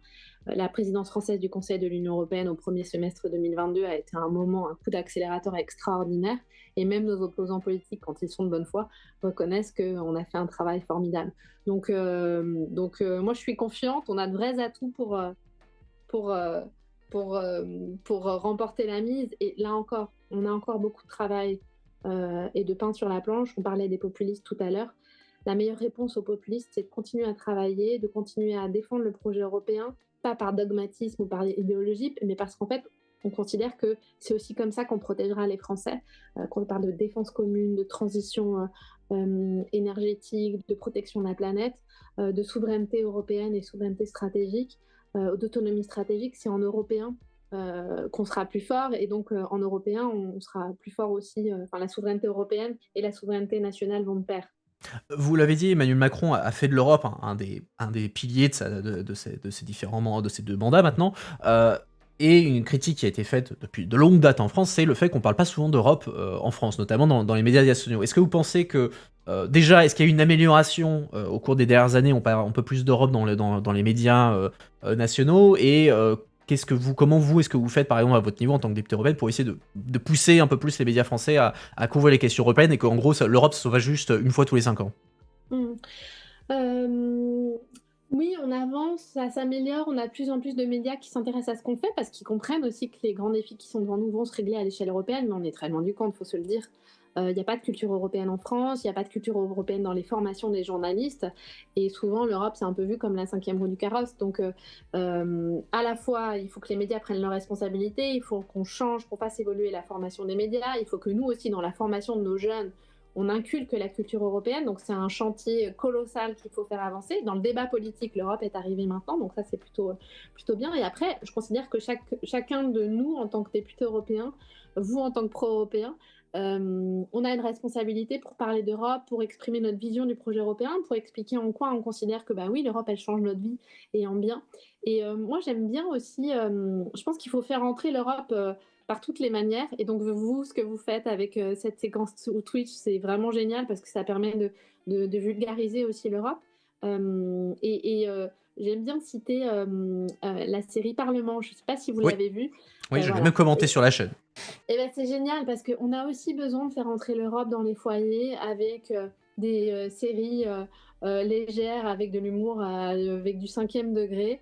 Moi, j'ai trouvé ça génial. J'ai certains de mes collègues, notamment la première saison, qui n'ont pas, qui ont pas tout à fait goûté, mais parce que c'est la caricature du député européen. Mais en fait, on s'en fiche. C'est drôle, et ça permet de faire entrer l'Europe dans les foyers. Donc voilà, je pense qu'on a aussi besoin d'initiatives comme celle-ci pour vulgariser l'Europe et l'incarner aussi. Donc la dimension d'incarnation, elle est très importante. C'est pour ça que je vous disais que moi, je vais voir des élèves, j'ai rencontré des chefs d'entreprise, des présidents d'associations, des élus locaux, parce que je pense que c'est hyper important. Ça fait partie intégrante de mon mandat. Et j'ai décidé de ne pas m'installer à Bruxelles. Donc je fais les allers-retours toutes les semaines. C'est plus fatigant. Je vis dans ma valise, très clairement. Mais je considère que ça fait partie de mon mandat, et de pas... c'est très facile de s'enfermer dans une forme de bulle. Alors, quand on est dans la bulle, on est quand même on a toujours le souci de l'intérêt des citoyens français et européens à l'esprit, toujours. Mais je pense que c'est important, pour moi en tout cas, de recoller avec le terrain toujours, pour prendre les remontées, les attentes, et puis incarner aussi, pour continuer de passer le message aux gens que l'Europe elle est là, elle est à proximité. C'est pas un machin dont on ne maîtriserait rien, parce qu'en fait on négocie, on est partie prenante de ces négociations, et l'Europe c'est nous qui la faisons. Quelqu'un dans le chat dit qu'avec vos allers-retours, vous devez avoir un sacré bilan carbone, mais j'imagine que vous voyagez en train. Mais après, C'est les besoins de la fonction, donc on va l'excuser. Je vois l'heure qui passe, donc je vais poser mes deux dernières questions. Donc, on sait que la question de la réforme de l'Union européenne, c'est un sujet dont on parle depuis très longtemps. La réforme du traité, personne ne l'attend avant un bon moment, vu les divergences politiques importantes entre les différents États membres. Mais admettons, vous avez votre baguette magique, vous n'avez pas à vous préoccuper des vétos des uns et des autres. Qu'est-ce que vous changez dans l'Union européenne et pourquoi ? Qu'est-ce que je change ? D'abord, la règle de l'unanimité, des votes à l'unanimité sur les questions budgétaires et fiscales. Je voudrais qu'on passe à la majorité qualifiée parce que on a les uns et les autres qui fait du chantage avec cette décision à l'unanimité et ça nous empêche d'avancer, ça nous empêche de véritablement nous concentrer sur les vrais débats politiques. Donc, en fait, c'est très institutionnel, mais ça permettrait de débloquer tout un tas de dossiers très politiques et ça me paraît absolument essentiel. En tout état de cause, je pense que si on veut s'engager, il faut s'engager dans une réforme institutionnelle, j'en suis convaincue, mais on ne pourra pas la porter aux Français et aux Européens uniquement en tant que réforme institutionnelle. Je crois que l'un des échecs, l'une des raisons pour lesquelles le traité constitutionnel européen en 2007 a été rejeté par les Français, c'est qu'en fait, on avait une réforme institutionnelle, mais on n'avait pas de projet politique derrière. Et donc, l'enjeu, ce sera, oui, il faut que nos institutions fonctionnent mieux, donc il faut une réforme institutionnelle, d'autant plus si on veut faire adhérer de nouveaux États. Pas d'adhésion avant toute réforme institutionnelle, mais il faut un projet politique. Et ça va être, à mon avis, fondamental dans les prochaines années. Et dernière question traditionnelle que je pose pour toutes les interviews, comment vous vous positionnez sur les débats concernant l'Europe fédérale ? Est-ce que vous êtes pour ? Est-ce que vous êtes contre ? Est-ce que pour vous, c'est pas un sujet ? Comment vous vous positionnez ? Alors, à titre personnel, je suis plutôt fédéraliste, mais en fait, j'en fais pas un combat dogmatique. Parce que ce qui m'intéresse, c'est surtout que l'Europe fonctionne, qu'elle avance et qu'elle permette de protéger les Européens. Et donc, tout ce qu'on fait aujourd'hui, de facto, avec l'emprunt en commun, en accélérant sur les réformes fiscales, etc., on avance dans l'intégration européenne. Et à mon sens, c'est l'intégration européenne qui fera que l'Europe sera plus forte et qu'elle sera mieux à même de protéger les Européens et de faire qu'on ait une vraie puissance géopolitique dans ce monde. À la fin, si ça arrive à l'Europe fédérale, eh bien tant mieux, mais je ne veux pas défendre cette idée pour la belle idée du fédéralisme parce que c'est pas... je suis pragmatique en fait. Je suis pragmatique, je crois dans le projet européen et c'est ça qui compte pour moi, c'est l'efficacité. Eh bien écoutez, c'est très clair, merci beaucoup Valérie. Merci à vous. Avant que je vous laisse partir et qu'on commence le débrief avec le chat, si l'audience doit retenir un message de votre part, vous avez un message à faire passer à l'audience, c'est quoi le message ? C'est toujours difficile. On a besoin de vous. Soyez convaincus de l'intérêt du projet européen. Nous, on se bat tous les jours pour le renforcer et pour vous protéger en tant que Français, en tant qu'Européens. Et l'un des grands enjeux demain, c'est bâtir notre autonomie stratégique. Mais dans tous les cas, cet effort de communication que vous faites, il est absolument fondamental. Et vraiment, merci à vous et à l'ensemble des auditeurs. Je suis à votre disposition pour la suite, avec grand plaisir. Eh ben écoutez, c'est parfait. Merci beaucoup Valérie Allier. Chat, soyez sûr de la remercier. Vous pouvez la suivre sur Twitter. Vous avez son ad juste sous le flux vidéo. Restez avec nous. On va faire le débrief. Mme Aignet, je vous souhaite une très bonne soirée. Merci à vous aussi. À bientôt. Et à très bientôt. Au revoir. Au revoir. Ok, chat. Alors, commençons le débrief. Je retire Zoom. Tac. En attendant, dites-moi ce que vous en avez pensé de tout ça. D'ailleurs, en passant, ça vous plaît là, j'ai ajouté la petite caméra en bas à gauche pour les interviews parce que je me disais, est-ce que c'est pas trop distrayant ou est-ce que vous êtes content de voir ma tronche qui regarde juste comme ça pendant 1 heure. Donc dites-moi, j'ai pas de religion particulière, je me suis dit que j'allais essayer pour changer. Bref, interview, on a parlé beaucoup de choses et des sujets dont on parle pas souvent. Questions budgétaires, je suis pas un expert en économie et en budget, donc c'est bien d'avoir quelqu'un qui s'y connaît pour en parler. Donc on va pouvoir débriefer un petit peu tout ça. Donc Valérie Allier, qui est coprésidente, comme on dit, de la délégation française, Renaissance, parce que c'était l'ancien nom de la délégation française, ensuite le parti de Macron, donc c'était En Marche, et est devenu Renaissance, maintenant c'est l'Europe Ensemble dans la délégation. J'arrive pas à prendre l'habitude de dire l'Europe Ensemble, je l'appelle toujours Renaissance, bref. Si je parle Renaissance maintenant, je parle pas du parti en France, je parle de la délégation française au Parlement européen. Donc, c'est donc maintenant Renaissance, Modem, Horizon. Elle a dit qu'il y avait quelqu'un du Parti radical et quelques-uns qui étaient pas encartés à l'époque de la création du groupe. Et d'ailleurs, désolé hein, pour les dernières questions que j'ai pas couvertes, je regardais l'heure et bon, les questions étaient intéressantes, mais si on commençait à se lancer là-dedans, j'allais pas pouvoir couvrir tout d'ici la fin de l'interview et donc voilà. Je reviendrai sur ce que vous avez dit hein, pendant dans ce débrief, hein, mais bon voilà, juste pour vous dire, voilà, c'était pas contre vous si j'ai pas repris vos questions. C'était une question de management du temps. Donc, de quoi on a parlé? Bah voilà, elle est coprésidente de cette délégation française Renaissance, on va Renew. Je vais les appeler Renew, voilà, on va pas s'emmerder, je les appelle Renew.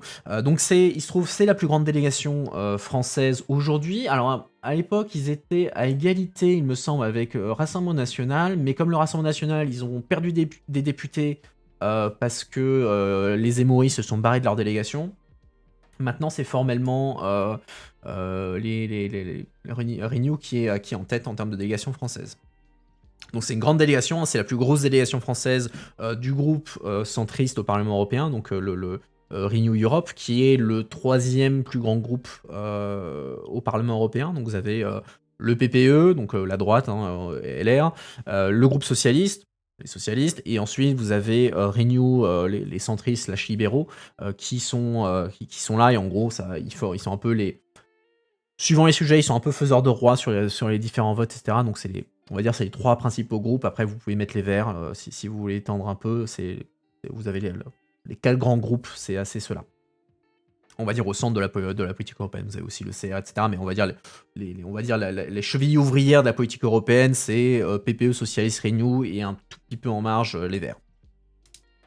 On a parlé un tout petit peu, parce que j'avais reçu une question sur ça, sur l'envoi des armes en Ukraine. Donc bon, elle a dit voilà, je suis pas experte sur ça, nous on soutient, mais on fera ce que l'état-major veut dire, tout en disant que voilà, on s'adaptera aux besoins de l'Ukraine. Donc ça sous-entend que voilà, l'Ukraine doit dire ce dont elle a besoin et que ses besoins doivent être reconnus comme tels. Donc ça, on va bien voir, notamment maintenant dans les débats sur est-ce qu'il faut envoyer des avions de chasse en Ukraine, si ça va être nécessaire dans les médias, hein. C'est quelque chose qu'on a discuté hier dans la revue de presse, et il y a un certain nombre de militaires qui estiment que c'est pas essentiel maintenant pour l'Ukraine de recevoir des avions de chasse, parce qu'ils vont se lancer dans des offensives et ils n'ont pas besoin de ça dans les médias. Bref, on va voir, c'est un débat qui va évoluer, encore une fois, hein. Les lignes rouges ont beaucoup évolué depuis bientôt un an, hein, puisque le début de la guerre en Ukraine, c'était le 24 février 2022, on approche des 1 an du conflit. Et beaucoup de lignes rouges ont bougé depuis le début, hein. Si vous étiez il y a un an, un peu moins d'un an maintenant, c'était impensable de se dire voilà, on va jamais envoyer des tanks en Ukraine, c'est impensable, on va jamais envoyer d'artillerie. Au final, on a envoyé des tanks, on a envoyé de l'artillerie, etc. Le prochain sur la liste, c'est potentiellement les avions de chasse. On a parlé assez longuement de la question du Qatargate, donc ce scandale de corruption qui a eu lieu au Parlement européen, et du coup, comment est-ce que le Parlement européen et les institutions européennes doivent évoluer en termes de transparence, en termes de lobbying, etc., pour essayer de récupérer la confiance, restaurer la confiance que les Européens ont pu légitimement perdre suite à ce scandale, hein. Donc, elle a mentionné, voilà, on agit déjà pour aider la justice. La semaine dernière, le Parlement européen a voté pour lever les immunités de 2 députés européens, un Italien et un Belge, qui sont soupçonnés, enfin, qui sont mentionnés par la justice dans une potentielle implication dans le scandale, et donc du coup, le Parlement devait lever leur immunité parlementaire pour que la justice puisse faire son travail. Donc maintenant, ça va être validé la semaine prochaine en session plénière, donc ça devrait aller sans la moindre difficulté, hein. Les députés eux-mêmes soutenaient la levée de leur propre immunité. Il y a ensuite tous ces débats justement sur comment est-ce qu'on améliore la transparence. Vous avez la présidente du Parlement européen, Roberta Metsola, PPE, donc droite maltaise, qui a présenté, qui a mis sur la table de manière non officielle, on va dire, il n'y a pas un document encore définitif, mais a mis une série de mesures pour essayer de renforcer la transparence dans le Parlement européen, et notamment ça implique de rendre obligatoire l'inscription sur le registre de transparence d'un certain nombre d'acteurs pour qui c'était pas obligatoire avant d'être inscrit sur le registre de transparence. Alors pour ceux qui ne savent pas, au niveau européen, vous avez un registre de transparence, hein, ça fait depuis fin des années 90, début des années 2000, où il y a ce registre de transparence où, voilà, moi je suis lobbyiste, hein, au quotidien. Mon association, elle s'inscrit au registre de transparence, elle dit voilà, on est telle association, on travaille sur tel sujet, on a tel budget, on a tant de personnes qui travaillent là-dedans, et voilà, et donc ils donnent tout un ensemble d'informations qui sont publiques, et en échange de ça, on reçoit un numéro de registre de transparence, et on peut avoir ensuite un badge pour accéder au Parlement. Attendez, je vais vous montrer mon ancien badge, quittez pas, ça vous voyez à quoi ça ressemble.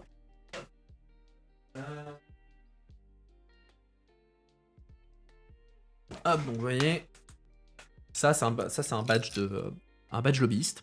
Donc vous voyez, c'est les badges marrons au Parlement européen. Donc ça, avec un badge comme ça, bah voilà, moi je suis lobbyiste, je peux rentrer dans le Parlement européen. Je passe la sécurité, je badge, tac, je peux rentrer dans le PE. Mais ça, j'ai le droit à ce badge uniquement parce que on est enregistré dans ce registre de transparence, et on met à jour nos données une fois par an. Et donc du coup, en échange, on a ce badge. Et donc, du coup, un certain nombre d'organisations, elles sont exemptées d'être dans ce registre de transparence, notamment, c'était le cas jusqu'ici, les représentants de gouvernements étrangers, de pays hors Union Européenne, parce qu'ils étaient considérés comme étant des diplomates, etc. Donc voilà, un diplomate n'est pas un lobbyiste, blablabla. Donc du coup, ils étaient exemptés. Et évidemment, suite au Qatargate, maintenant, il y a une demande de les inscrire dans ce registre de transparence pour pouvoir savoir un peu leurs allées et venues dans le PE. Et justement, en parlant d'aller et venue, elle dit voilà, faut d'une part que les députés puissent. Alors, elle semblait sous-entendre qu'il fallait que ça soit obligatoire qu'ils publient eux-mêmes leur rendez-vous avec des lobbyistes. C'est-à-dire que, par exemple, moi demain, c'est pas le cas, mais admettons demain, je vais au Parlement européen pour faire un rendez-vous. Et le député européen, il aura l'obligation de publier ensuite sur son site internet, sur le site du Parlement européen. Demain, mardi 7 février, j'ai rencontré à 11h Quentin Deschandelier pour telle association pour parler business, quoi. Enfin, en gros, pour parler lobbying.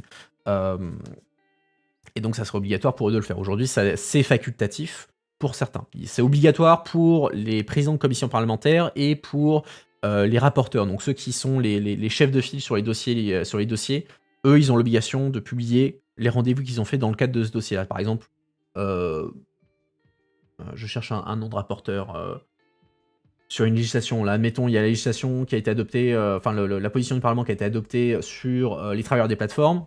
Le rapporteur, lui, il aura publié tous les rendez-vous qu'il a fait sur ce dossier-là, en lien avec ce dossier-là, donc pour avoir combien... Elisabetta Gualmini, merci. C'est une socialiste... c'est une socialiste... Non, elle n'est pas italienne. Elle est italienne ou portugaise, je ne sais plus. Bref, socialiste. Elisabetta, oui. Donc, elle doit publier SND italien. Ok.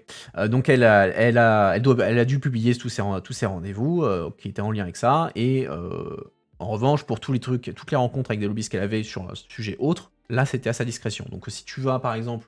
tiens, attends. Je vais le faire. Ne bougez pas. On ne panique pas. Tout va bien se passer. Je vais réussir à faire ça. Je vais vous montrer ça. Ça va être plus facile. Nouvelle fenêtre. On va aller voir Manon Aubry, parce que je sais que Manon Aubry, elle le fait. Hop, Manon Aubry. Bim bam boum. On va mettre le site en français. Voilà. Et je vais vous le mettre. On va se foutre là. Et... Ah bah voilà, parfait, j'ai mon truc qui est là. Donc là, vous voyez, on est sur la page du Parlement européen de Manon Aubry, donc députée européenne, coprésidente du groupe de la GUE, donc le groupe La Gauche au Parlement européen. Donc là, on est sur sa page, vous voyez, il y a toutes les commissions avec lesquelles elle appartient, et vous avez une section ici, réunion passée, tac. Et donc vous voyez là, sur le site du Parlement, vous pouvez aller checker ça sur vos députés, donc voilà, ils peuvent publier voilà, les différents rendez-vous qu'ils ont fait. Donc vous avez voilà, le sujet, la date, le lieu, dans quelle capacité elle le fait. Donc elle l'a fait parce qu'elle était rapporteure fictive, donc c'est-à-dire qu'elle était la négociatrice pour le groupe de la GUE sur un dossier, donc en l'occurrence c'est la question du devoir de vigilance des multinationales. Et elle met éventuellement, voilà, ici, le nom de l'association qui elle a fait, donc là, ici c'est Sherpa, donc voilà. Vous déroulez, elle fait toutes les rendez-vous qu'elle fait, donc vous voyez ici par exemple, elle fait un rendez-vous à Grenoble avec des syndicalistes en tant que simple député. Mais ça, pour le moment, c'est facultatif. C'est les députés qui le font de manière volontaire. Et donc, ce qui est proposé, c'est de rendre ça obligatoire. Avec évidemment des discussions sur est-ce que ça menacerait la question de la liberté du mandat. Alors, liberté de mandat, c'est un truc, c'est une des marottes des députés, c'est dans les statuts des députés européens, il y a le principe fondamental, c'est la liberté d'exercice du mandat. Ça veut dire qu'un député doit être libre d'exercer son mandat de faire ce qu'il veut pour exercer son mandat. C'est-à-dire, on peut pas interdire à un député européen de rencontrer quelqu'un. S'il estime que cette personne, il est nécessaire de rencontrer ça. Les députés peuvent déclarer, mais en lien avec les pauvres assistants peuvent faire de la paperasse pour déclarer. C'est l'autre critique, une potentielle critique, c'est voilà, faut pas que ça soit, on va dire, en anglais on dit burdensome, mais trop lourd administrativement à faire. Bon là en l'occurrence, un truc comme ça se fait en 5 minutes. Hein. Si tu sais, si t'as un agenda qui est bien foutu, enfin moi je l'ai fait je le faisais volontairement avec mon député pendant 5 ans. Ça me prenait 5 minutes de le faire. Hein. Donc c'est tant qu'on ne te demande pas de mettre, ok, de faire une demi-page par rendez-vous de ça, ça va. C'est en termes de paperasse, ça va encore, ça se gère. Après, il faut voir dans l'ensemble. Mais c'est justement un équilibre qu'il faut atteindre aussi derrière. Donc voilà, il y a ces questions de liberté de mandat. Voilà, on peut pas interdire à un député de rencontrer des gens parce qu'il va l'estimer, s'il estime ça nécessaire, bah, c'est légitime qu'il les rencontre. Et donc c'est un principe qui est très important pour les députés européens, qu'on ne peut pas mettre d'entrave à l'exercice de leur mandat. De quoi d'autre? Ah oui, une autre idée qui était poussée donc par notamment la délégation Renew française depuis leur élection en 2019, hein, donc avant même le Qatargate, c'est la mise en place d'un équivalent, enfin la version européenne de la Haute Autorité pour la Transparence de la Vie Publique, donc la HATVP comme on l'appelle, qui est cette, donc vous allez à l'Assemblée nationale, enfin tous les élus nationaux ont une fiche sur la haute autorité de la transparence où ils doivent faire un certain nombre de déclarations qui sont accessibles, etc. pour vérifier que, bah voilà, est-ce qu'ils ont des conflits d'intérêts, est-ce qu'il y a eu de l'enrichissement indu, etc. etc. Et donc, ce qu'ils proposent, c'est de faire un équivalent européen à ça. Puisqu'effectivement, quand elle est élue députée européen, bah voilà, Manon Aubry, elle a été élue, elle a dû remplir une déclaration d'intérêt, donc vous pouvez la trouver sur son site internet. Donc là, voilà, elle l'a remplie en 2019. Et normalement, t'es censé la mettre à jour. Tu es censé la mettre à jour, je sais plus si c'est à la mi-mandat ou à la fin de mandat. Je crois à la fin de mandat. À la fin de mandat. Nous, on l'a fait à la fin de mandat, mais évidemment, tu peux mettre à jour si jamais c'est nécessaire. Donc ça, voilà, c'est quelque chose qui, normalement, est revu. Elle a dit, voilà, elle a fait sa déclaration, elle l'a envoyé à la haute autorité en France, qui a revu, qui va voir à la fin de mandat qu'il n'y a pas eu un enrichissement indu, etc. etc. Donc il va faire un équivalent européen de tout ça. Évidemment, si vous avez des questions, des commentaires, hein, allez-y. Moi, sinon, je déroule. On a parlé longuement du gros sujet économique du moment pour les Européens. C'est la réponse européenne à l'IRA. Donc l'IRA, qui est un acronyme un peu malheureux, j'ai envie de dire, mais bref, qui est donc c'est Inflation Reduction Act, donc la loi pour la réduction de l'inflation, qui est, faut pas se fier à ce nom, parce qu'en fait, le nom a été juste fait pour faire plaisir aux républicains. En fait, c'est un plan de subvention, un plan d'investissement, un Green Deal, le Green Deal américain, pour subventionner leur industrie verte. Donc ça, en final, ça n'a pas grand-chose à voir avec la réduction de l'inflation, c'est un Green Deal, sauf qu'ils ont changé le nom pour que les républicains puissent le voter. Et donc ça pose problème aux Européens, parce que les Américains mettent 370 milliards de dollars sur la table, avec des subventions aux entreprises qui viennent produire de l'industrie verte sur leur territoire, et donc ils vont proposer aux entreprises européennes « Hey, tu veux pas venir chez moi? Je te fous 300 000 ». Donc il a cité l'exemple là d'une entreprise, merde, je sais plus si c'est l'entreprise suédoise ou allemande, où c'est une entreprise en Allemagne, où les Américains leur disent « Ouais, je te fous 600 millions de dollars de subventions si jamais tu viens faire ton usine aux États-Unis et pas en Allemagne ». Et les Allemands, eux, mettaient 150 millions d'euros en face. Donc évidemment, ça fait un peu mal pour les Européens qui on craigne que leurs entreprises se délocalisent aux États-Unis, et aussi que leurs entreprises ne puissent pas aller vendre leurs produits ou soient désavantagées dans la concurrence américaine. Pourquoi? Parce que les Américains reçoivent des crédits d'impôt sur certains produits, par exemple notamment l'achat de voitures électriques. Ils reçoivent un crédit d'impôt s'ils achètent américain. Enfin, quelque chose produit aux États-Unis ou au Canada ou au Mexique. Et donc du coup, Renault, un constructeur européen, sera là, bah ouais, techniquement, je peux le vendre à l'américain, mais l'américain, il aura pas le crédit d'impôt, donc il a moins d'intérêt à acheter chez moi que chez General Motors ou un autre constructeur automobile qui serait lui en train de construire aux États-Unis. Donc actuellement, là, je crois que ce matin ils sont partis. Il y a justement le ministre de l'économie français, Bruno Le Maire, et le ministre de l'économie allemand, Habeck, j'ai oublié son prénom, il m'excusera, qui sont partis en mission aux États-Unis pour essayer de convaincre l'administration américaine de mettre une exception pour les Européens, de dire voilà, donc comme je l'ai dit, il y a un crédit impôt, vous pouvez avoir un crédit d'impôt si jamais vous avez un produit qui est produit aux États-Unis, au Canada ou au Mexique. Et donc eux, ils veulent négocier que l'Union européenne puisse aussi être dans le lot, comme ça il n'y a pas de concurrence déloyale entre les autres. Mais dans tous les cas, les Européens restent un peu vénères de ce coup que les Américains ont fait.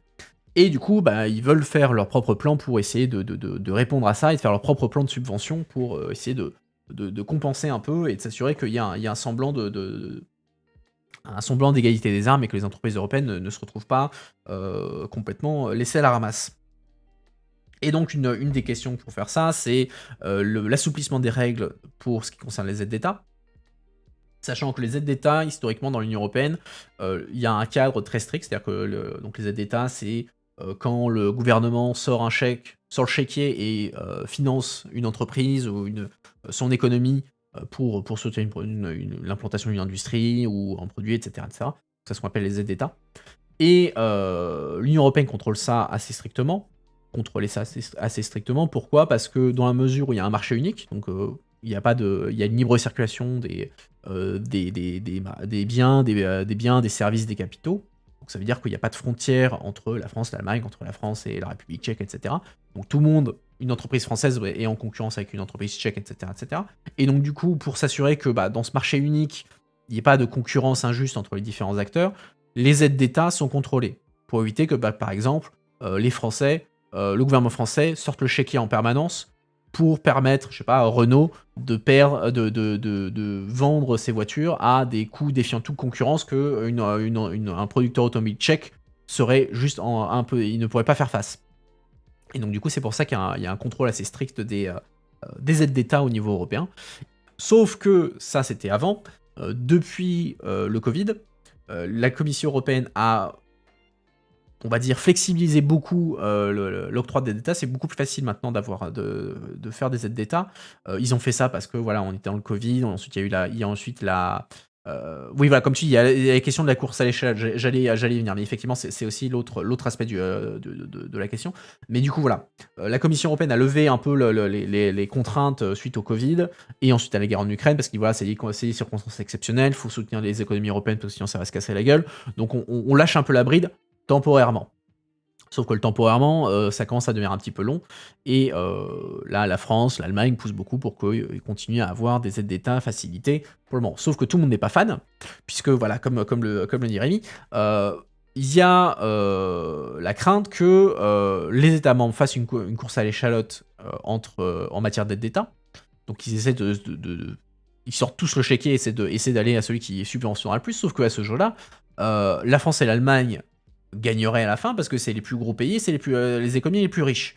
Et donc du coup, vous prenez la République tchèque, vous prenez les Pays-Bas, ils sont là, mais merde, enfin nous, on peut pas gagner une course à la subvention contre la France et l'Allemagne, on va se faire entuber, donc non, on veut pas qu'il y ait trop de flexibilisation des aides d'État parce que sinon on va se faire entuber. Et ils prennent pour l'exemple, voilà, depuis le Covid, donc quand les aides d'État ont été plus faciles à obtenir, 80% des aides d'État qui ont été octroyées, et on parle j'ai plus le chiffre exact, mais c'est des centaines de milliards d'euros, ils ont été octroyés par la France et l'Allemagne. 50% par l'Allemagne et 25% par la France. Donc, ils disent, voilà, ça montre bien que si on libéralise trop l'octroi d'aides d'État, ça va se faire uniquement au bénéfice de la France et de l'Allemagne. Ça fausse complètement la concurrence, ça détruit le marché unique, et voilà, ça fout tout le monde dedans. Et donc du coup, pour compenser, il y a la Commission européenne qui dit bon voilà, on va flexibiliser les aides d'État. Alors elle dit ça à l'assistance de Paris, vous regardez Margrethe Vestager, la commissaire danoise à la concurrence, quand elle défend ça, elle fait la gueule, hein, parce que c'est pas du tout son délire, les aides d'État. Hein, alors c'est un truc qu'on a beaucoup parlé pendant l'interview, c'est les frugaux. Les frugaux, c'est le surnom qu'on donne aux pays principalement nordiques, qui est donc la Finlande, la Suède, les Pays-Bas, le Danemark, pour en donner quelques-uns. À une époque, il y avait aussi pour partie les Allemands. Les frugaux, c'est des orthodoxes fiscaux, donc c'est pas des gens qui aiment dépenser beaucoup d'argent. Ils aiment pas ils aiment pas la dette, ils aiment pas les aides d'État, ils aiment pas tout ce qui fausse le marché. Donc eux, voilà, on les appelle les frugaux. C'est comme ça qu'on les surnomme. Maintenant, ils sont menés particulièrement par le Premier ministre néerlandais, Mark Rutte. Et donc voilà, quand on parle des frugaux, on parle de ces pays-là qui sont historiquement des orthodoxes fiscaux. Et en pourcent d'économie, ça donne quoi? Je ne sais plus combien ça donne. Je sais que pour repousser justement, pour contrer un peu Vestager qui disait ouais voilà, 80% des aides vont à la France et à l'Allemagne. Je crois que c'est Breton qui disait que après si on prend en subvention rapportée au nombre d'habitants, en fait, c'était plus les pays nordiques par exemple qui avaient plus d'aides d'État. Donc effectivement, si on prend les chiffres par tête, c'est un peu moins, l'écart est un peu moins flagrant, même si ça reste, enfin en valeur absolue, 80% des montants qui vont à 2 pays, ça fait quand même une sacrée puissance de feu, même si derrière on ramène ça à la population, on ramène ça à la population. Qu'est-ce que je disais? J'ai des trucs très intéressants, j'en suis sûr. Ah oui, et donc voilà, donc la Commission européenne, pour éviter cette course à l'échalote, et qu'il n'y ait que la France et l'Allemagne qui soient capables de subventionner leur économie, ils proposent un fonds de souveraineté, qui est en fait une espèce de fonds européen accessible à tous les pays européens, donc y compris, et d'abord évidemment, aux pays européens qui ne sont pas capables de balancer les aides d'État façon cash comme ça, qui leur permettrait de financer un fonds de péréquation. Voilà, c'est ça.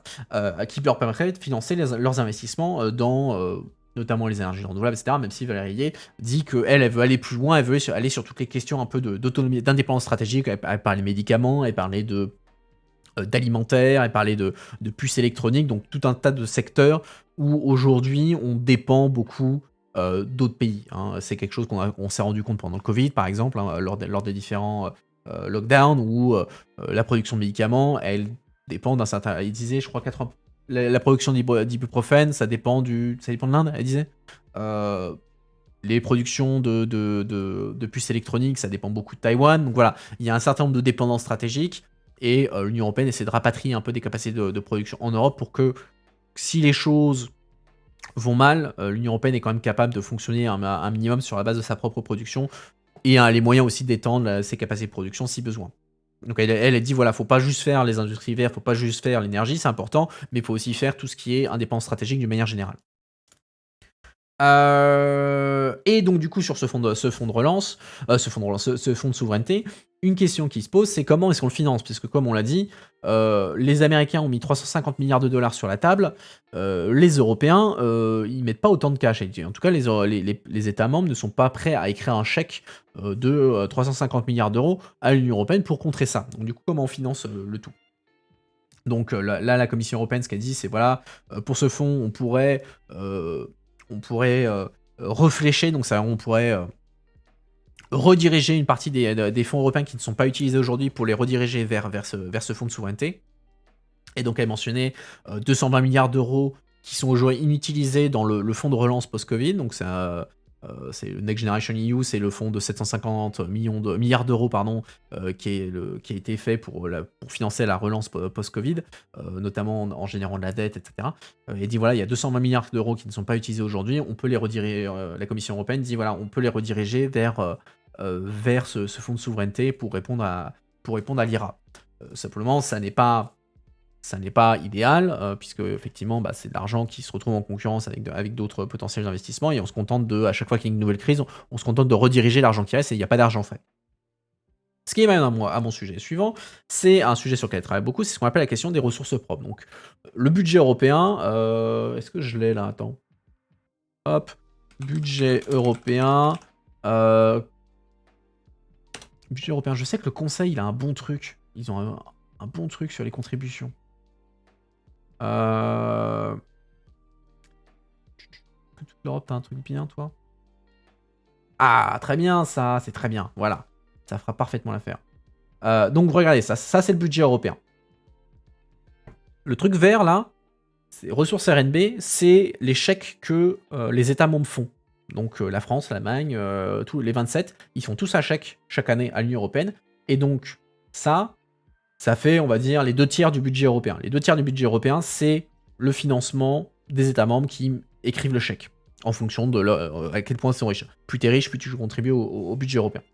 Et derrière, bah, vous avez ce qu'on appelle les ressources propres. C'est-à-dire les ressources budgétaires que l'Union européenne génère pour elle-même. C'est les revenus directs de l'Union européenne. Donc par exemple, vous avez une partie de la TVA qui va au budget européen. Vous avez une partie des droits de douane qui vont au budget européen. Vous avez une partie de la ressource plastique, donc pour interdire les plastiques, il y a une taxation. Ça, une partie va au budget européen, etc. etc. Alors, pourquoi il y a une contribution? Ah oui, la contribution du Royaume-Uni, oui, puisque le Royaume-Uni devait payer un certain nombre, paye encore à l'Union européenne pour un certain nombre de choses, pour accéder à des programmes, etc. Donc voilà. Vous avez 1 tiers du budget, c'est les ressources propres. Et donc, du coup, comme les États ne veulent pas faire des chèques à l'Union européenne parce qu'ils ne veulent pas payer, l'idée c'est ok, comment est-ce qu'on peut faire pour faire en sorte que ce 1 tiers devienne plus grand et qu'on dépende de moins en moins des contributions des États membres. Et donc, du coup, ça, c'est un rapport que Valérie Ayé a présenté la semaine dernière en commission des budgets pour dire voilà, des pistes pour renforcer le budget européen. Et donc, elle dit bah voilà, par exemple, on a des choses qui sont déjà en place. Hein, c'est la taxe carbone aux frontières. Donc, c'est quand vous importez une voiture, je sais pas, vous faites venir une voiture d'Inde. L'Inde n'a pas les mêmes législations environnementales que nous. Ils n'ont pas les crédits carbone, etc.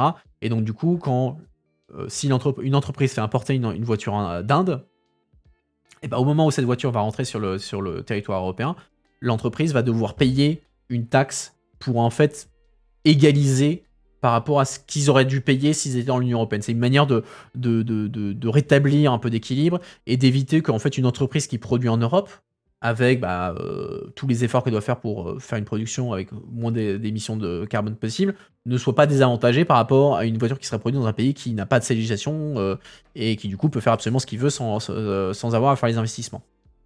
Donc c'est un truc qui permet d'une part d'égaliser les choses pour éviter qu'il y ait une distorsion de concurrence.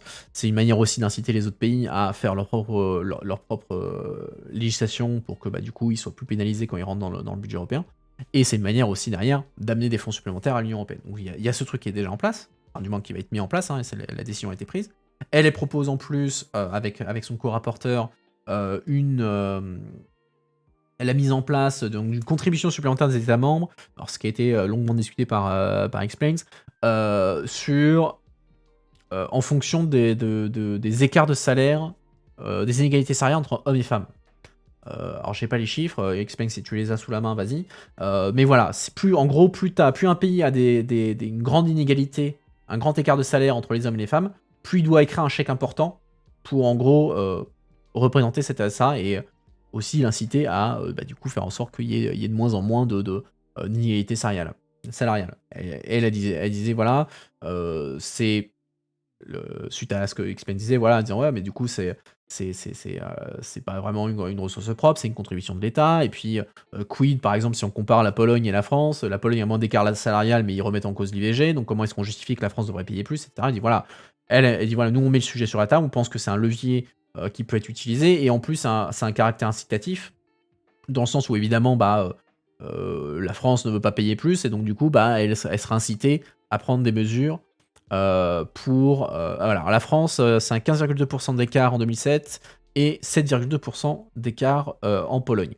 Et donc voilà, il y a cet écart, mais voilà, faudra aussi, au cours des discussions avec la Commission européenne et avec les États membres, faudra tenir compte, par exemple, quelle est la proportion des femmes qui travaillent par rapport à la France, puisque en Pologne, apparemment, les femmes ne travaillent pas autant qu'en France.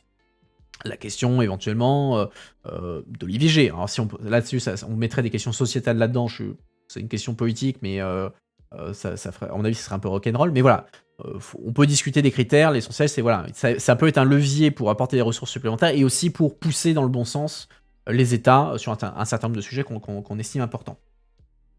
Qu'est-ce qu'on avait d'autre comme ressources propres? Elle disait une taxe sur les crypto-monnaies. Oui, ça c'est quelque chose qui était déjà en place. L'accord de l'OCDE, donc c'est ces fameux 15% de taxation minimale au niveau de l'Union européenne, plus une taxation spéciale pour les 100 entreprises les plus riches du monde. Enfin, je crois que c'est les 100 premières entreprises en termes de capitalisation boursière, je crois. Un truc comme ça. Et alors du coup, ça me revient, je remonte un peu dans le chat, puisque Abifro avait des questions sur ça. Ah oui, il disait voilà, mais du coup, est-ce que... donc il y a un taux minimum de 15% qui est négocié au niveau de l'OCDE. Hein, donc au début, c'était, pour redonner le contexte sur ça, sur la discussion, c'était quand il y avait eu Trump et qui était au pouvoir, et l'Union européenne disait bah écoutez, nous on veut mettre une taxation, on veut taxer les géants du numérique parce que ils rapatrient tous leurs bénéfices en dehors de l'Union européenne, et du coup c'est injuste, donc on veut mettre en place une taxation des géants du numérique. Et donc Trump a dit c'est mort, allez vous faire foutre, on va faire une petite guerre commerciale, ça vous forgera le caractère. Les Européens ont dit non, non, c'est mort, nous, on tiendra bon, on mettra des taxations et tout s'il faut. Et ça s'est réglé dans le sens où ils ont dit bon, bah très bien, faisons un accord international plutôt qu'un truc juste sur l'Union européenne. Ça a pris son temps, pour être honnête, et ça aboutit. Et ça, c'est quelque chose, j'avoue, je dirais pas que j'étais surpris, c'est la fonction de l'OCDE, mais j'étais surpris à quel point ça aille aussi vite, entre guillemets. Et du coup, il y a un accord international au niveau des membres de l'OCDE pour dire, bah voilà, tous les membres de l'OCDE s'engagent à avoir un taux de taxation sur leurs entreprises, un taux d'impôt sur les sociétés de 15% minimum. Minimum, c'est-à-dire que ça peut être au-delà. Pourquoi 15%? Parce que ça correspond en gros pas tout à fait au minimum qui existe en Europe, hein, parce que les Irlandais étaient à 12,5%. Donc ils ont dû accepter qu'il y ait un peu plus. Mais voilà, ils voulaient pas aller au-delà de 15% parce qu'ils avaient peur que ça irait à l'encontre de leur compétitivité. Pareil pour le Luxembourg, pareil pour les Pays-Bas, pareil pour la Hongrie, etc., etc. Et donc du coup la question c'est bah voilà, est-ce qu'on peut aller au-dessus des 15%? Donc Valérie disait bah individuellement les États le peuvent, hein. La France, voilà, elle a déjà un taux d'impôt sur les sociétés supérieur à 15%, elle ne doit pas le baisser. Elle voudrait bien aller plus loin, mais dit voilà, de manière réaliste, les Irlandais, les Luxembourgeois n'accepteront pas ça, parce que voilà, c'est leur intérêt économique, et comme on a de toute façon l'unanimité sur les questions fiscales, bah voilà, on est bloqué. Elle dit, voilà, moi, elle disait clairement à la fin, voilà, moi, sur les questions fiscales, il faudrait plus avoir l'unanimité, mais c'est ce que c'est aujourd'hui, c'est l'unanimité, donc du coup, on ne pourra pas aller plus loin à cause des Irlandais, à cause des Luxembourgeois, etc., etc. Mais à terme, peut-être qu'on pourrait. Alors, du coup, je relis un peu les commentaires d'Abistro pour voir si j'ai pas oublié un truc dans ce qu'il dit. Un scénario va-t-il être que tous les pays finissent progressivement par descendre à 15%, donc tout le monde se fait de la concurrence fiscale, puis une fois que tout le monde est au minimum, on finit par se rendre compte que l'argent ne rentre plus assez, et on finit par relever ce seuil de 15%. Ça me semblerait peu probable. Parce que bon, enfin, avant cet accord de l'OCDE, je veux dire, les États avaient déjà la possibilité, s'ils avaient envie, de baisser ou de monter leur taux d'impôt sur les sociétés, et ça s'est pas vraiment passé comme ça. Donc, et politiquement, ça aurait un peu de mal à passer, j'imagine. Donc non, moi je crois pas à un scénario où tout le monde baissera à 15% pour ensuite remonter plus tard. Je pense que s'il y a une progression, ce sera plutôt ce 15% qui sera remonté progressivement. Mais ça passe par une remise en cause éventuelle. Soit le fait de convaincre les pays qui sont aujourd'hui à 12,5%, enfin qui veulent rester à 15%, ou alors une révision des traités avec une remise en cause de l'unanimité sur les questions fiscales. Et du coup, qui suppose une unanimité, c'est-à-dire que les Irlandais, etc., seront d'accord pour remettre en cause leur veto sur ces questions-là. Je regarde l'heure qui passe, donc je vais vite conclure. On a parlé état de droit, donc voilà, c'est des sujets qu'on a déjà évoqués en long, en large, à travers. C'est la question du mécanisme de conditionnalité, donc c'est le fait que c'est un nouveau truc qui a été mis en place par l'Union européenne en 2020. Qui consiste à dire que les États qui ne respectent pas l'État de droit, par exemple au hasard la Hongrie et la Pologne, l'Union européenne, la Commission européenne, a la possibilité de taper au portefeuille en leur coupant les fonds. Pourquoi? Parce qu'ils disent, voilà, s'il y a une justice qui n'est pas indépendante, c'est une menace pour les fonds européens, pour le budget européen, parce que si on envoie si on envoie de l'argent européen en Pologne, en Hongrie, et que on n'a pas de moyen de s'assurer que cet argent est bien utilisé parce que la justice n'est pas indépendante, bah, c'est un danger pour le budget. Et donc, on interrompt les versements jusqu'à ce qu'il y ait des réformes qui soient faites en Pologne et en Hongrie. Ça marche bien, enfin ça marche bien. Ça marche dans la mesure où la Commission européenne a déjà coupé des fonds à la Pologne et à la Hongrie. On parle de dizaines de milliards d'euros, hein, c'est pas négligeable. Et les deux pays qui dépendent énormément des aides européennes. Hein. La Pologne est de loin le pays qui bénéficie le plus des fonds européens. Et ils sont en dialogue avec la Commission européenne pour essayer de mettre en place des réformes pour permettre de débloquer l'argent. Donc, sous-entendu, ils doivent réformer leur justice pour que ça soit davantage en ligne avec l'état de droit, etc., etc.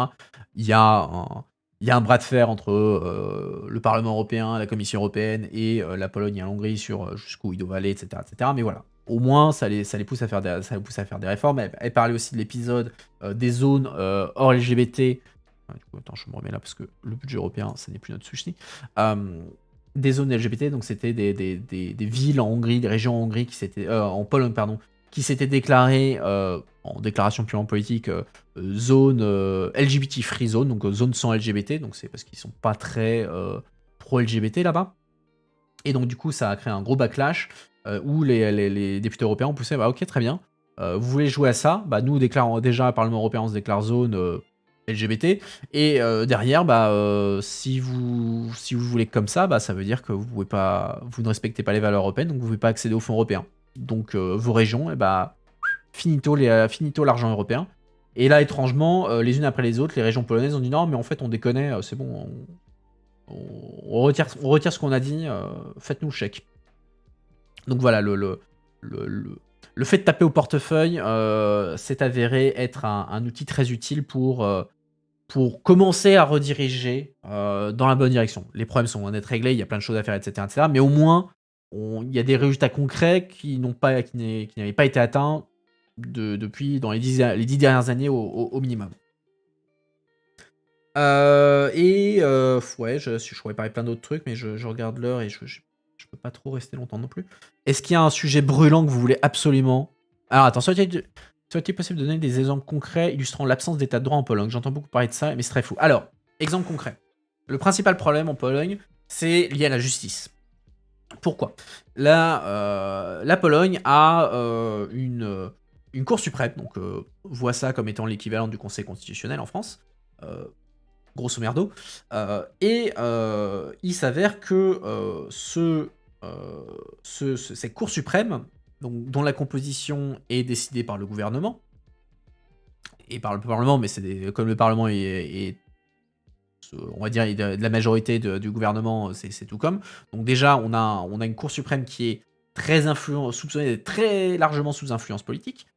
Mais le gros problème, c'est que en fait, là, le gouvernement polonais, en prétendant vouloir faire une réforme judiciaire pour notamment se débarrasser de l'héritage soviétique, etc., etc. Hein, rappelez-vous que la Pologne a appartenu au bloc soviétique.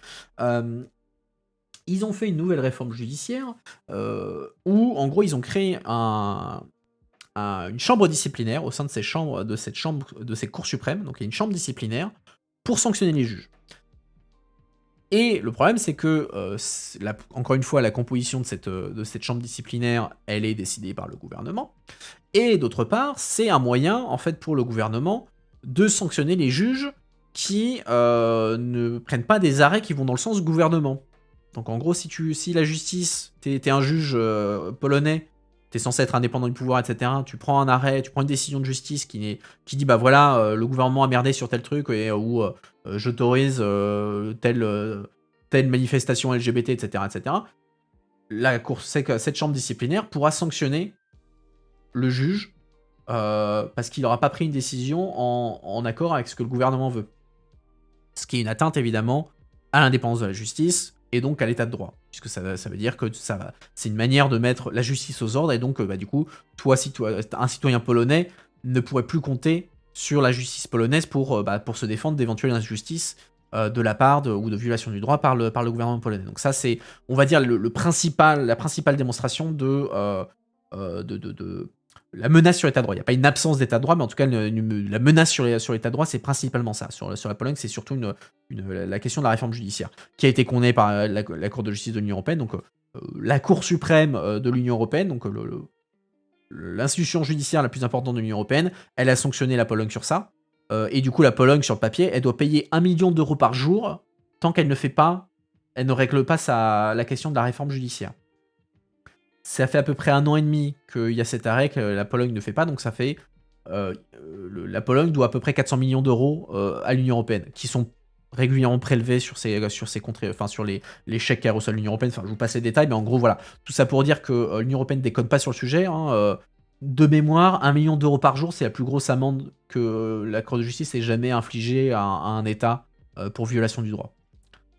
Et la Cour de justice avait été très claire en disant, voilà, quand la Pologne est rentrée dans l'Union européenne, elle est rentrée dans l'Union européenne à condition qu'elle respecte les droits fondamentaux, qu'elle respecte l'état de droit, etc., les valeurs d'un État démocratique. Ces obligations ne sont pas devenues facultatives une fois que la Pologne est rentrée dans l'Union européenne. C'est une obligation constante. Donc voilà. Voilà l'exemple concret de la principale menace sur l'état de droit en Pologne, c'est la dépense de la justice. Il y a des questions aussi de... si on prend la Hongrie, il y a des questions aussi d'indépendance de la justice, de mise sous les ordres, de l'éducation, d'attribution des fonds européens. Enfin voilà, il y a plein d'autres choses, mais l'exemple le plus concret, c'est la question de la justice, l'indépendance de la justice. Et voilà, est-ce qu'il y a un autre truc que vous voulez que je commente en 2-2 avant qu'on finisse? Oui, l'amende, elle picote un peu. Effectivement, j'ai pas revérifié, mais là, ils vont bientôt approcher des 500 millions d'euros, j'imagine. Donc ça picote. Ça picote, 1 million d'amendes par jour. Bon, bah écoutez, s'il n'y a pas d'autres remarques ou commentaires, je vais faire ma petite conclusion, si ça ne vous dérange pas. J'espère que vous avez apprécié l'interview. Moi, je trouve ça très intéressant, hein, comme d'habitude.